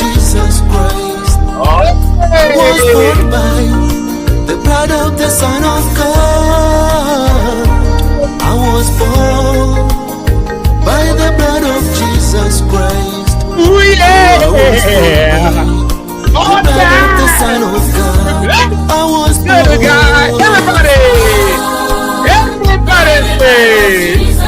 I know y'all love this. I can't wait to have these people on the show. We gotta. Eric, I know if you're listening, you're happy right now, Eric. I know you are happy right now. Very happy. Very happy. Very, very happy. Oh, yeah. Oh, yeah. My life all right. Yeah. There you have it right there. Oh, well, y'all. This has been... Brenda said Eric gonna get us. Yeah, Eric might get us for that one. Hey, y'all, before we get out of here, can I just remind y'all of some stuff that's coming up? We got Healing Voices coming up next week. If you are not doing anything and you're in the Chicago area, please come out to Healing Voices. It's second and fourth Thursday. So if you come out tomorrow, nobody will be, well, somebody will be there, just won't be doing Healing Voices. But I mean, it just won't be Healing Voices. There'll be something else going on. But next Thursday on the 14th, please come on out. Healing Voices is a whole vibe, and it's become a thing. So we just really would love to see y'all there. It's a great time. Please feel free to come out. Our 114th event ends at 7:00 p.m. And there you have it, Healing Voices. And speaking of Healing Voices, look at that. Rhonda said this song takes her up. This one in the background right now. Yeah, I might have to do something with this track. I just might have to. Yeah, this song. Yeah. Oh, she's talking about the other song. I thought she was talking about this track. About blood of Jesus. Yeah, she's talking about the blood of Jesus. That song takes me. Yeah, that song. That's my jam. I don't know what Eric talking about. That song is a good song. Yeah. Well, Healing Voices next week. Mark it on your calendars, y'all, so you can come on out for it. Let's get ready to jump up out of here. Doc, what you got for the people? Because I know you got something for them that they can take with them on this not Thursday, on this pre-Thursday, this Watchful Wednesday. On Watchful Wednesday. The Bible says pray and watch. Huh? You gotta make sure you don't watch. Praying for you. What? Who praying? What they praying about with you, for you? You know, anyway, you to be encouraged, guys. That's what somebody got to go. That's real. Pray and watch out here. But you know, we talked about some good things on today. Talked about some great things on today. Again, we talked about looking at the extremes. Do we go back and pick it up? Do we fulfill the new energy and put it in there so we can pick it back up to get to the other side? We want to get and make it to tomorrow. We want to make it to the other side. And so, like I always say, as you go through these journeys, life is choice driven. You will live and die by the choices you choose to make. I got a hint for you. It's one of the best hints and best advice that I can ever give anybody. And that hint is to choose life. Why? Because this is the day that the Lord has made. I will choose to rejoice today and be glad in it. Can I pray for you? I can't hear you. Can I pray for you? Yes! God, thank you today. Thank you for this time of coming together. Oh my goodness, I love coming to this community and enjoying the time that we have, the words that we speak. Lord, let it be life to somebody. Let it be spiritually fed to somebody. Let it also spark a natural sense to go forward. Let this be somebody's sign that they've been praying for. God, send me a sign. Lord, let it come through the voice of the Zeke, Rhonda on the Rocks, through a Be Rich, through a Eric, through somebody, Lord God. Let us plant seeds so you can get and produce the harvest. Holy Spirit, we lean to you. We lean not to our understanding, but in all our ways, we will acknowledge you. We will acknowledge you with our life. We acknowledge you with our plans. We'll acknowledge you with our family. We'll acknowledge you with the moves that we're looking to make. And we expect you to help us to make our crooked places straight. In Jesus' name, continue to heal. Continue to help us on this health journey to fulfill our assignment till we get completion and completing you with health. Thank you for strength. Thank you for your mighty hand. Thank you for just blessings upon blessings to each and every last one of us. Till we meet again in Jesus' name, amen. Peace. Amens and amens and amens. Oh yeah, this was a great episode today, y'all. This was encouraging. I hope everybody feeling encouraged, feeling like they gonna make it. You got a double amen and 3 emojis from Miss Ursula Ellis, so you got the heaven twice over. There you go, right there. So that's where it's at. Look at that. Miss Brenda Rose gave you a double amen. Yes, the people are amening. Yeah, that means it's something. There it is right there. And of course, we got to make sure we remember what the mamas tell us, that it's a good show. It ain't right if the mamas ain't told us that it's a good show. So there it is right there.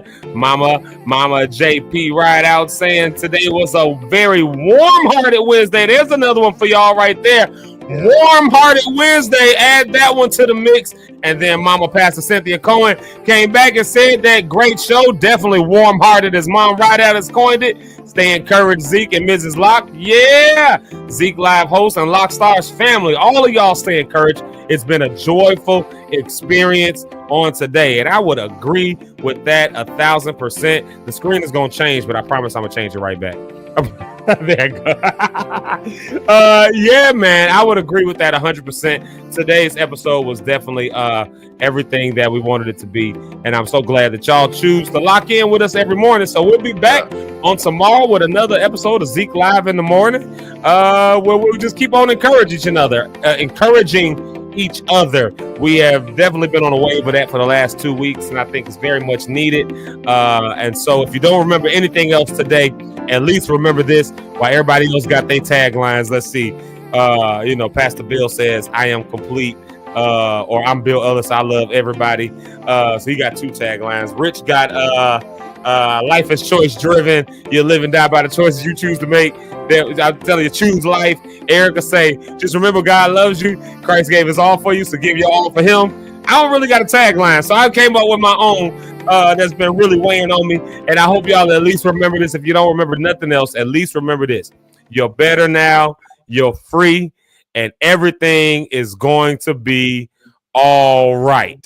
And that's all I got for you. You're better. You're free. And everything is going to be all right. And if you can hang on to that energy and to that information, then I promise you'll make it to tomorrow. I promise you will. They say tomorrow ain't promised, so I ain't saying that. But I'm saying that when you make it tomorrow, if the Lord sees, like my grandma used to say, the Lord willing, like the older you get, you start saying stuff like, the Lord willing, Lord willing, I'll be there Sunday. If I don't die tomorrow, I'll be here. Oh, boy. Right. I used to be like, God, dog, that is so morbid. But nonetheless, if the Lord see fit, then if the Lord see fit for you to make it to tomorrow, then you might as well make it in victory. If the Lord sees fit for you to make it to tomorrow, then you might as well make it in happiness, because that day was not promised to us. And so if we make it to it, we might as well make it saying this is the day the Lord has made, and we might as well rejoice and be glad in it. So just go ahead and spend the day doing that. Remember all those words that y'all came up with. I'll throw them up there one more time. You are world class. You're a winner. You are well. He will do it for you. Stay watchful. Stay witty. Be wise. Shout out to my wife. You woke up chosen. You are worth it. And we are way up. So just do right and we will be okay. And some of y'all need to go ahead and work out because today is Wednesday and it's hump day and you done made it all the way through. So until Thursday, then we will see y'all on tomorrow. Rich got his workout going. He got his, I see you, Doc. I see you, Doc. I see you. Oh yeah. Yeah, you're gonna be draping soon. You're gonna be able to twist it up like this right here. You might can't do all. Can't do it all. Well, we don't know. We'll see. Maybe tomorrow you'll have a full beard. The Lord might just want to show that He is still a miracle working God. I don't know. Oh. Hey, if Rich come here with a full beard tomorrow, y'all know either he got a sew in or the Lord is that good. Had a real good night, huh? Come on, somebody. Oh, y'all, we love y'all. We out of here. We'll see you tomorrow. Zeke Live in the morning, baby. Peace.